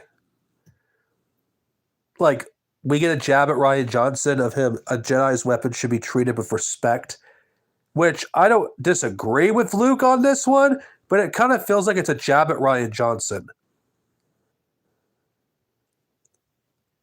That's what it feels like to me. And Luke basically, of course, I'll get into Luke later, but still, there's other things I could talk about. Like they poke fun at the Holdo maneuver in the movie when they said that's a 1 in a million shot, which is like, okay, that was a jab at Rian Johnson. Basically saying, oh, it can't just be done at any time. Like what? Like they named the fucking maneuver in The Last Jedi in universe the Holdo maneuver. That's not something that you name in universe. That's something the fans name. It's like, Jesus Christ. Yes, we understand. You're trying to cater to the loud minority that hated The Last Jedi, who didn't even care about this movie. Like, the jabs at The Last Jedi, they were subtle throughout the movie, but it got really fucking old. It really did. Just how many times can we say the same thing over and over and over and over and over again? It's like, I can only hear the same thing so many times. I don't care anymore. Stop fucking telling me how much you hate the previous film and just focus on telling the story that you're telling. But the movie didn't do that. Of course, there's people that will like blindly defend this. There's not that many, thankfully. Oh, you're just looking too deep. You're looking way too deep into it. Am I? I noticed this on my first watching through this film, and I wasn't even paying that much attention. I noticed this a lot more through repeated viewings. Like, I could talk a lot more on other things about Rian Johnson, but and why the things got worse, but this would be over 10,000 words, at least the notes, and I'm not even fucking done. I think Luke Skywalker, like I'm just gonna get back to that. I don't have a problem with the way Luke is depicted in this movie, because it seems like this is the Luke Skywalker I remember. But here's the problem. It feels like a version of The Last Jedi. Like, again, J.J. Abrams ignoring what Rian Johnson did because Rian Johnson was bad. It feels like the Last Jedi, at least a version of the film that we never saw, is what the Rise of Skywalker acknowledges. It's like we're basically talking about a movie that never happened. Like Luke admitting that he was wrong, which Luke would do that, but the way it was done it feels forced. When Rey's thinking about going back on Ahch-To and just staying there, just being in exile like Luke, why? Yeah, she was at her lowest point, but the very fact is, why would she think that's a good idea? I don't know. I just feel like it was done for cheap, like drama and just a cheap way to do another jab at Rian Johnson and give us more stuff about, at least explain how Leia is able to know the Force because Luke taught her. So it was an explanation. And kind of speaking of which, I just have a question. Why is Leia's lightsaber still blue? Seriously, J.J. Abrams, you're so unimaginative that you couldn't have chosen other lightsaber colors that exist. You could have not given Leia something else that would be more fitting for her. Jesus Christ, man. Anyway, that's nitpicking.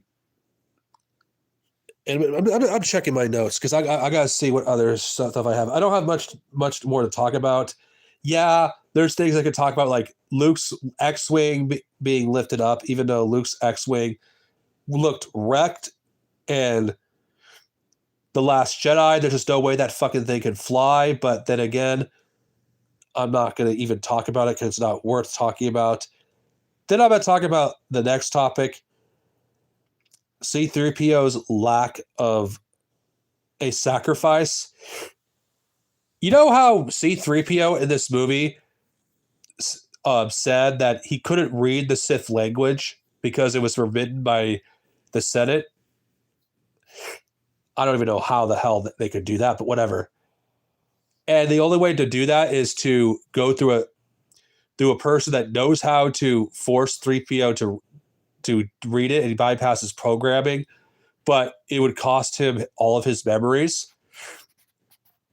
Like Chewbacca, 3PO doesn't even get a chance to have a sacrifice.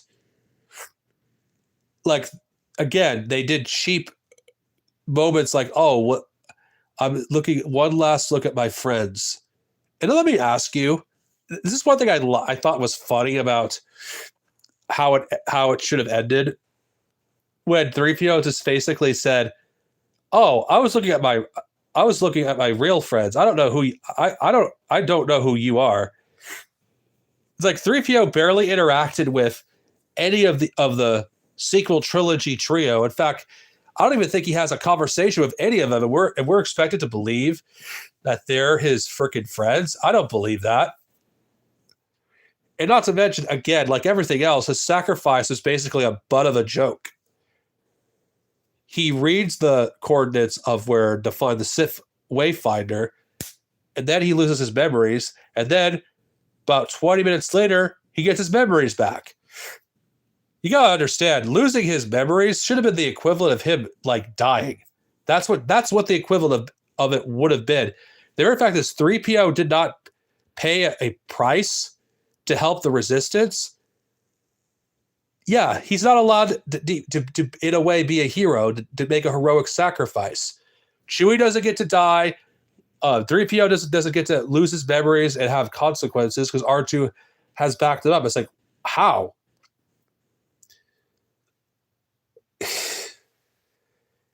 Yeah, this movie is just so terrible. I'm so glad I'm getting close to the end. Anyway, the Force Dyad. I actually think I'm going to discuss this because I think it's something worth talking about.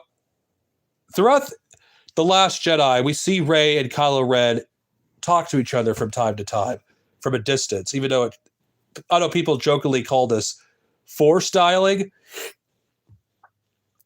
In concept, it wasn't a bad idea because Force spawns are something that do exist in Star Wars lore.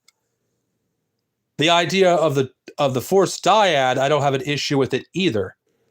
Potentially, it sounds like an idea that I wouldn't mind seeing explored in a better fucking setting.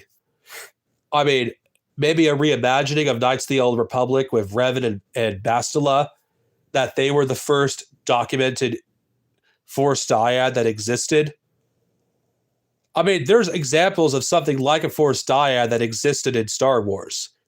Even in Legends, there's some good examples. But the Force Dyad is introduced at the very last minute, at the third act, and Palpatine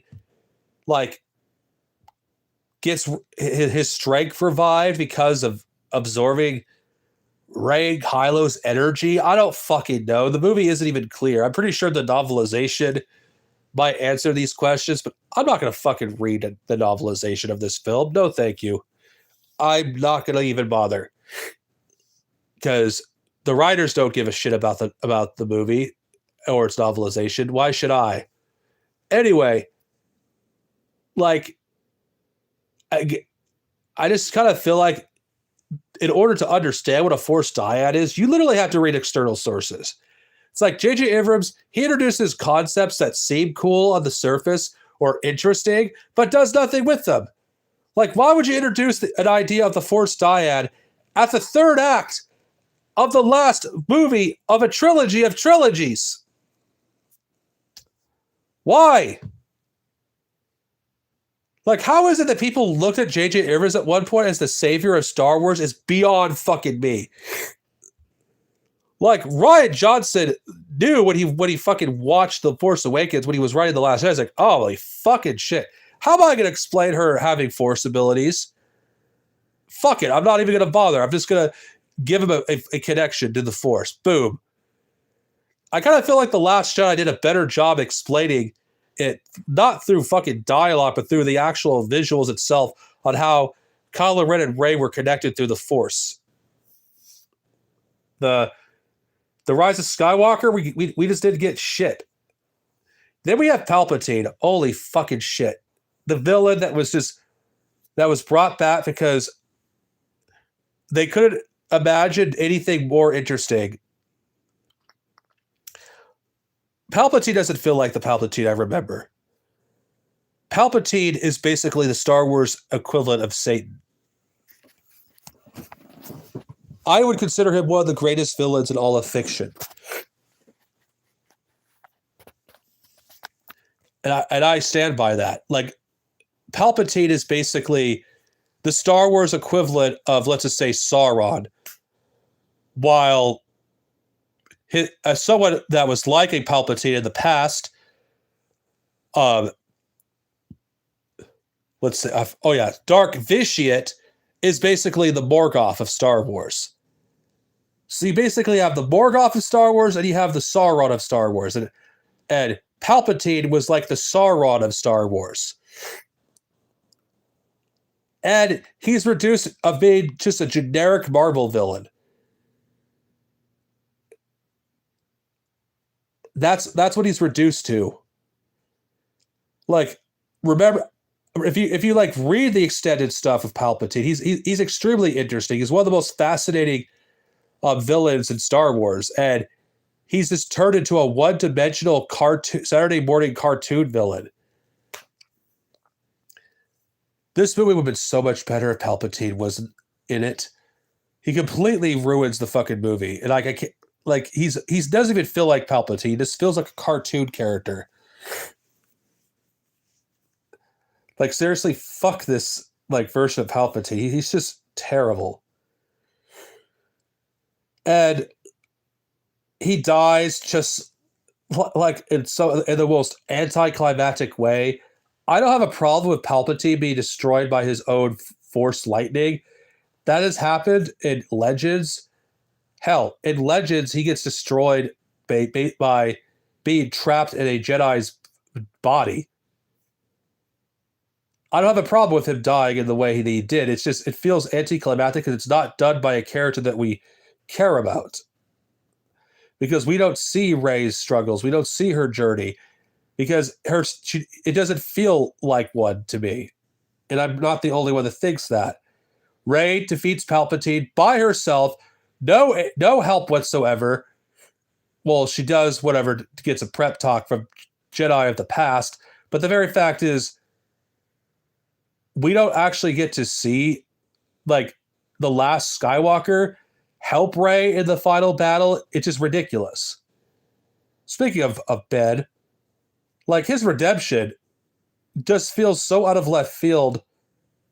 Like, he's a character that didn't scream, this character was redeemable when he was first introduced. When he was first introduced, he seemed like a conflicted character. And then at the end of The Force Awakens, he was beyond redemption because he killed Han Solo. The Last Jedi, he went through the same arc again, but he doubled down on his rejection of the light side. Rather than continue to do this conflicted character that is being drawn to the light, he should have been more committed to the dark side than ever. And if you were going to redeem the character, it should have been done at the start of this movie or the end of the last one. Like, this character has committed some horrific crimes. Like, the very fact is, it's not, no one just thinks about it. He just does it. And I just don't buy the character just being the hero in the end. And if you were to actually redeem the character, especially when he's at the prime of his life, why not just keep him alive so you could potentially use him later? That is the problem with the entirety of the sequel trilogy, all of it. You have characters that could be good, you kill them off, or you don't do shit with them. You remove any character development they have. Like, Ben Solo had the potential to be something of a great character. He had the potential to be basically a villain to hero story, a hero that seeks redemption. His post Rise of Skywalker story could have been that, facing the consequences of his crimes, actually having to live with the guilt, actually having to right the wrongs that he has committed.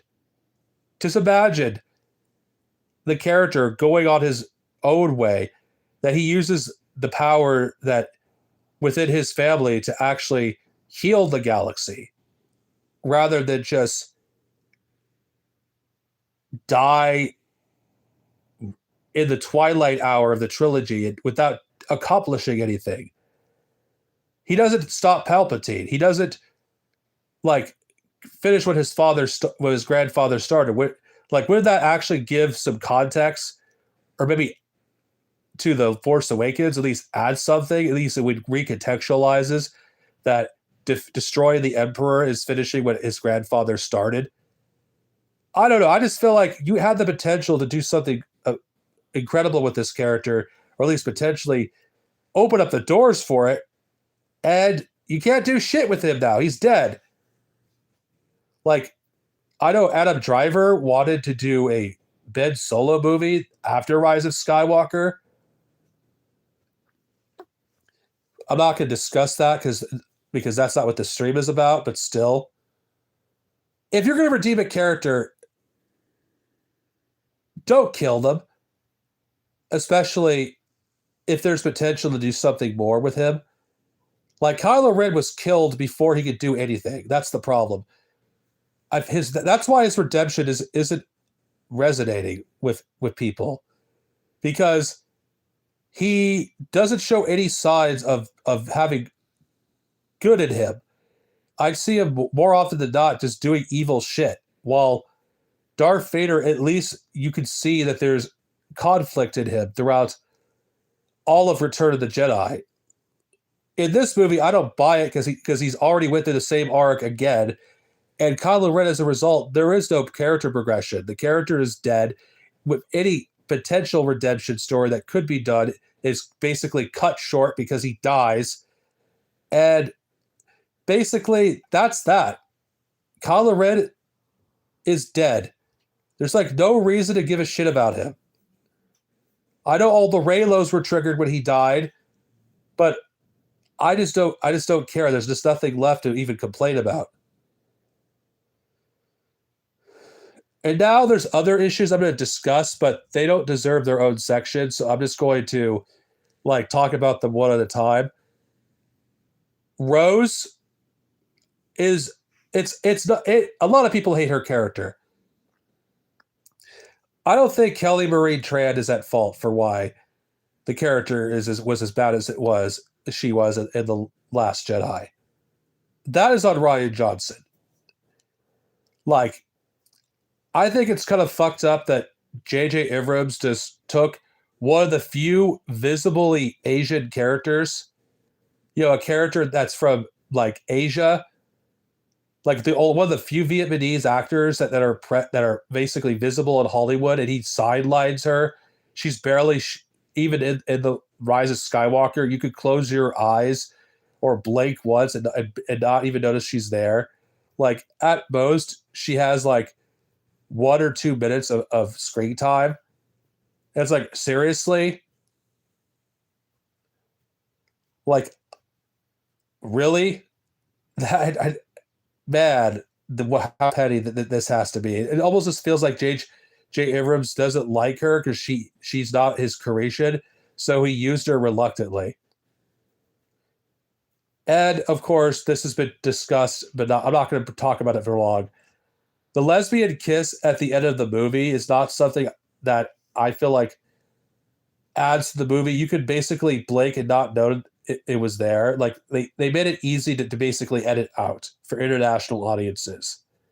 So yeah, that's not much worth discussing.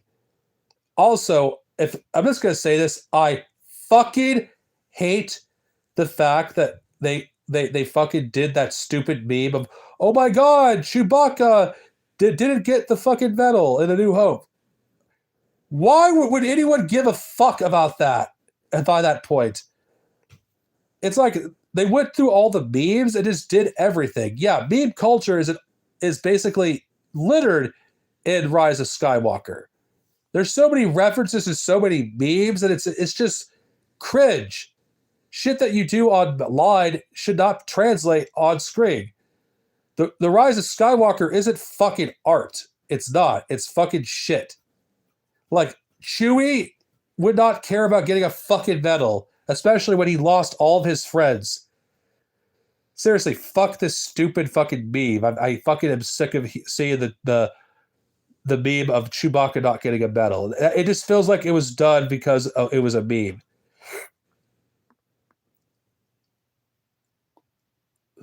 Now, I was looking. Jesus, I have a few points left. Rey Skywalker. Honestly, I don't understand why Rey had to take the name Skywalker. I really don't. This is my main issue with this whole movie. It's just, let's dial everything back from The Force Awakens. Sorry, The Last Jedi. Like, why couldn't the movie just end with Rey just saying, just Rey? Like, didn't Luke earlier in the movie said, like, there's things deeper than blood? Like, why did she have to take a name? Why did she have to take Skywalker? She barely talked to Luke. She only had like a few conversations, and now you're going to have her take Luke's name. It would have made a lot more sense if she took Organa, because she had a far stronger relationship with Leia than she ever did with Luke. Even though we barely see any scenes of her and Leia, for obvious reasons, because Carrie Fisher, may she rest in peace, passed away in between movies. It's like, that would have made sense if she went by Rey Organa, not Rey Skywalker. What the fuck? She has no connection to the Skywalkers. She never interacted with Luke that much. She didn't have a strong connection with Luke. Maybe in J.J. Abrams' hypothetical Last Jedi, in his fucking head, maybe they did have a relationship, but we never fucking saw it in the movie. Seriously, The Rise of Skywalker was basically not a sequel to the Last Jedi. It's a sequel to a version of The Last Jedi that we never fucking saw.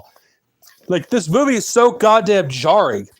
Like, Rey taking the name Skywalker doesn't make sense. She could have taken Organa because of Leia. She could have taken a Solo, and that would have made more sense. But Skywalker? This is fucking dumb. It's ridiculous. Like, would the movie been a lot better if she just said just Rey? Why does she need a name? Why does she need a last name?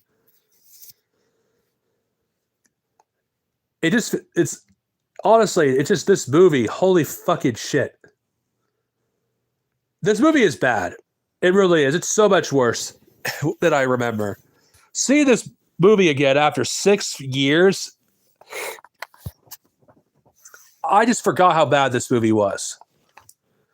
This is the reason why I have not seen the other movies, because my motivation to do so has been hindered by this film. Honestly, ever since I watched the entire Skywalker saga 6 years ago, when I was doing that episode of State of Star Wars, I feel like this is the reason why that my interest in Star Wars gradually declined, because of knowing that this is where the sequel trilogy leads. It leads to this abomination. It leads to Rise of Skywalker. It leads to this. I'm not going to call it fan fiction, because fan fiction would have more respect for the source material. Fan fiction would at least be written by fans that actually love Star Wars. Rian Johnson, I didn't feel this empty when I watched The Last Jedi. This movie, I just feel angry and insulted when I'm done watching it. There's other movies I've seen in my life that pissed me off, but not to this extent. I don't ever want to see this movie again. This movie, I feel like, has ruined Star Wars. I think the damage with Star Wars as a series has not been. It'll never. I don't think it's going to recover because of this movie. It might have if the Rise of Skywalker had actually followed up on The Last Jedi, but I think this movie has damaged Star Wars. It walks back on everything The Last Jedi did. It's a cowardly fucking movie, and I'm probably going off script here what I wrote, but I don't fucking care. I'm gonna make this as authentic as possible. Rise of Skywalker is not fucking art. It isn't. It's not fucking art. If you actually put this movie on your list of Star Wars movies above any of the movies, you can put any of the movies on the near bottom of your list. But if any of the Lucas era Star Wars movies are below this, I question your fucking I question you if you're an actual Star Wars fan, and I'm fucking serious. I'm fucking serious. I'm not going to attack you if you do, though, but I'm going to question you. If you like this movie, blind like every fucking thing else because you're a sheep, and you're not part. If you're part of a generation that's basically part of Gen X or millennials, I have no respect for you if you like this movie, and I'm dead serious. I don't respect you. Gen Alpha, at the very least, this is their Star Wars. I'm not going to take that from them because Gen Alpha, like, they're getting shit as it is by older people, so I will not shit on them if this is their Star Wars. I won't. But I will shit on people that are not within their generation because they're the reason we have these fucking films. Seriously, I fucking hate this movie. I truly fucking hate this movie. The Last Jedi, that is art. It's not the kind of art that I like. I hate it. But it's fucking art. At least Rian Johnson tried. At least Rian Johnson actually cared. In fact, I wouldn't be surprised if Bob Iger has a reason why this movie is as fucking shitty as it was. This is going to be a hot take. I'm fucking sick and tired of Kathleen Kennedy getting all the fucking hate, and Bob Iger gets completely fucking ignored. Kathleen Kennedy, it has been dealt with a fucking really, really fucking bad hand. And I'm not saying I'm not guilty of giving her shit. I am. But I'm fucking sick and tired of Bob Iger not fucking getting the hate that he deserves. Bob Iger is the reason why we got The Force Awakens in 2015 instead of having the movie get delayed into a later date where we could have had a fucking better film. Instead of giving the people 5 years to make The Force Awakens, it was done in 3. I fucking blame Bob Iger why Star Wars progressively got worse. I blame Bob Iger for the reason why Star Wars is in the current state that it's in.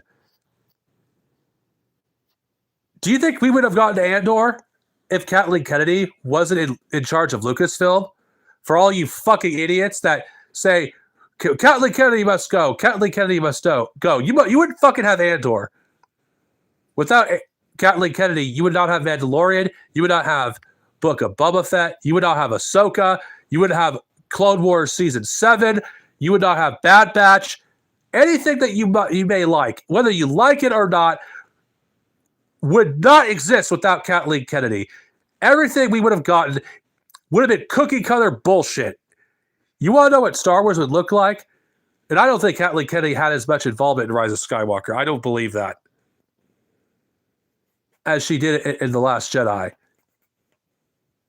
You want fucking to know what the future of Star Wars would look like, potentially, without someone like Kathleen Kennedy who has respect for George Lucas. And I'm going to say, I do think she does. You may not agree with it, but she does. Andor would not fucking exist if it weren't for her to fight for it. We would have cookie cutter bullshit like fucking Rise of Skywalker and The Force Awakens. Do you want the fucking future of Star Wars to be exactly like that? Because that's exactly what you're likely going to get without Kathleen fucking Kennedy. So you ungrateful fucks, you better lick her fucking boots right now, because without her, you wouldn't fucking have Andor. You wouldn't have Clone Wars Season 7.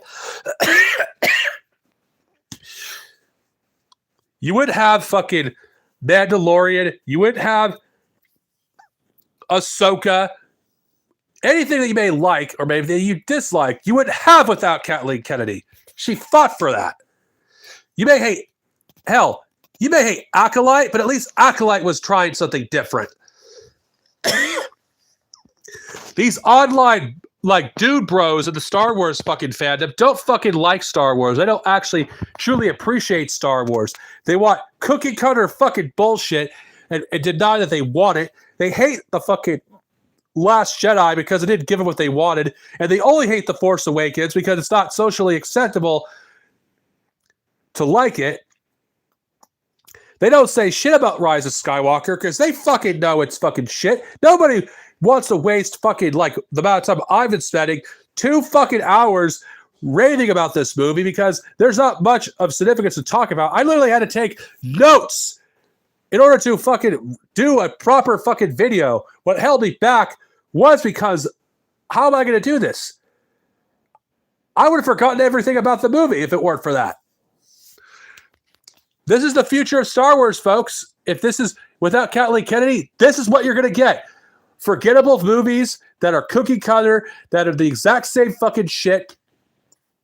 You may complain that some of the stuff that Dave Filoni may put out may be generic, but Dave Filoni, at least he actually understands Star Wars. At least he's a Star Wars fan. You don't have to agree with his vision. You don't have to like what he does. You can be angry that he doesn't respect the perceived canon of Star Wars, but what he respects more than anything is the spirit, and I think that's what matters the most. Fuck this canon shit. Fuck it. I'd be odd giving a shit.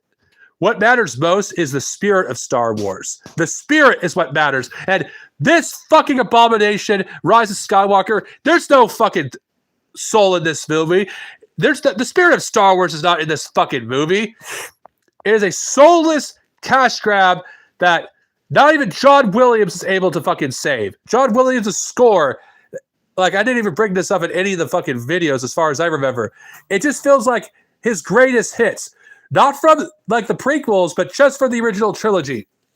Even at the fucking bitter end of this fucking trilogy, there's a reluctance to reference the prequels. No appearance of Hayden Christensen in this fucking trilogy, even though he should have. Not even in the final film. You don't even having him be beside Rey against Palpatine to give her his support. Nothing. Like, J.J. Abrams has such contempt for George Lucas, and it shows even in this fucking film. This movie is everything that George Lucas would have fucking hated. I wouldn't be surprised if George Lucas thinks this film is a joke. This movie is a fucking joke. This movie is an abomination. I hate this movie. I truly fucking hate this movie, and I don't respect anyone that likes it. I don't care if I come off as being an elitist. I'm not an elitist. I have fucking respect for art. Star Wars used to be fucking art. The only fucking films fucking that feels like fucking art that Disney bought in Star Wars is The Last Jedi, Rogue One, and Solo. I may not particularly like Rogue One. I think Solo is kind of fucking boring, but they have the spirit of Star Wars at the very fucking least. And that's what fucking matters, the spirit. You people hate the fucking sequel trilogy because it didn't fucking give you what you fucking wanted. It didn't fucking adapt the fucking Star Wars novels that you fucking read.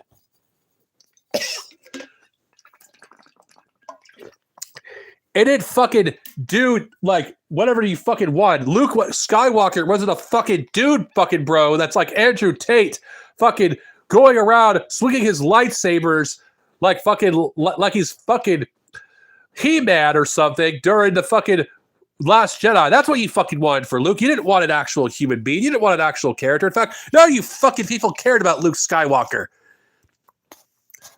You didn't turn on the sequels until it was popular to do so, until it was no longer acceptable to fucking support them. And here's the ironic thing about it. It's because of you people why the prequel trilogy is respected and why they're looked at as art. They are fucking art. You don't fucking you fucking hate the prequel trilogy? Fuck you. At least they're art. Whatever flaws they have, at least they're art. The Last Jedi is still fucking art. I despise it, but at least it's fucking art. At least I could argue there's artistic merit. At least you could discuss The Last Jedi. Is it? There's a reason why nobody discusses this movie at any length. Because The Rise of Skywalker is fucking awful.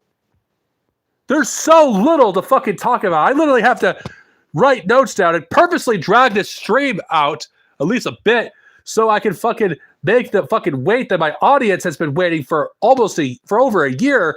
I'm constantly delaying because I didn't want to watch this movie, but my audience wanted me to fucking do it so they could hear me fucking rant for 2 goddamn hours. It's almost 2.5 hours. It's like, fucking God, this movie. I fucking hate this movie. And I'm done talking about this movie, kind of, but the sequel trilogy, like hearing these idiots say, oh, the sequel trilogy will have a renaissance. Where's the renaissance? Oh, it's too soon. Do you think Gen Alpha, like this is one thing that pisses me off about Gen X and millennial Star Wars fans that defend the sequel trilogy? How fucking dare you speak for Gen Alpha? How fucking dare you? You want to know what they're going to be nostalgic towards? You know what came out during the sequel trilogy? Marvel. The Marvel films are going to be something they're going to be nostalgic about. They're going to be the movies that they're going to look forward to. In fact, this fucking year, Doomsday is coming out. And people are going to go to that because they actually have because they have nostalgia for the older days of Marvel, whether it's the Fox X-Men or the or the early MCU. That's Gen Alpha's fucking nostalgia. Is like phase 1 through 3 of the MCU. It's not fucking the sequel trilogy. I'm not saying that there isn't some nostalgia that exists that won't exist, but it's not going to last. Because the sequel trilogy, the only one that has any artistic merit is the fucking Last Jedi. It's the only fucking one. And even if there is a resurgence and like discussion and maybe an appreciation for The Last Jedi, that's the only one. And even then, that's not going to last. You can't just fucking speak for a generation that you know fucking nothing about. Gen Alpha are not fucking a bunch of nostalgia-obsessed losers like millennials are, or Gen X. Like, I don't want a bunch of nostalgia-obsessed losers basically speaking for a generation that isn't fucking nostalgia-obsessed losers. Speaking of which, don't fucking speak for Gen Z either. They're not nostalgia-obsessed losers. Because that's what millennials and fucking Gen X are. A bunch of nostalgia-obsessed losers. That's what the fucking sequel trilogy catered towards. It catered to you fucks. It catered to a bunch of nostalgia-obsessed generations that can't fucking accept the fact they're not fucking children anymore. Gen X are obsessed with 80s nostalgia and mid-70s nostalgia. Sorry, 70s and 80s nostalgia. Millennials are obsessed with 80s and 90s nostalgia. And hell, the millennials are obsessed with a generation, which is the 80s, despite them barely remembering it. This is the ironic thing about fucking millennials. They're obsessed with one decade they didn't grow up in or weren't even born in. And you fucking people are going to talk about nostalgia for the sequels for Gen Z and Gen Alpha? Really? Really? Gen Z Star Wars was the prequels and the Clone Wars animated series. That was their Star Wars. Gen Alpha? What was their Star Wars? Also the Clone Wars animated series and the sequels. If anything, they're going to be more nostalgic towards that or Marvel than they're going to be towards Star Wars. That's the thing you fucking you nostalgia obsessed fuckers do not fucking get through your fucking heads.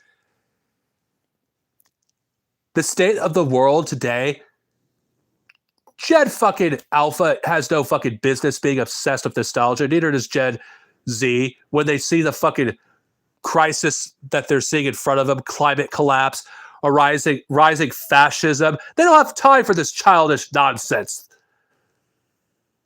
While you Gen X sequel fans and millennial sequel fans get obsessed and about fucking a bunch of fucking shitty films that nobody will fucking care about because there's more important things to do, everyone else will move on.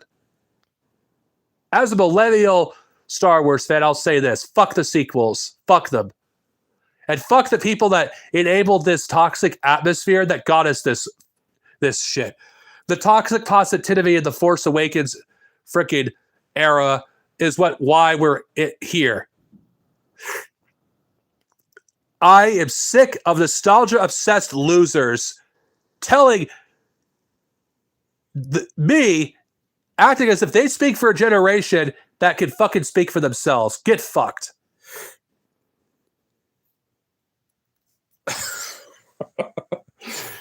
Anyway, I don't think I have any more to say, except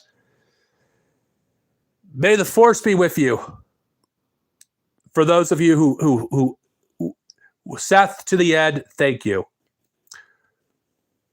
Hopefully, next time I talk about Star Wars, it will be something I really want to talk about. Whether it's an EU novel, the Clone Wars animated series, the prequel movies, and the originals, or both, or whatever. I just want to put this shit behind me forever.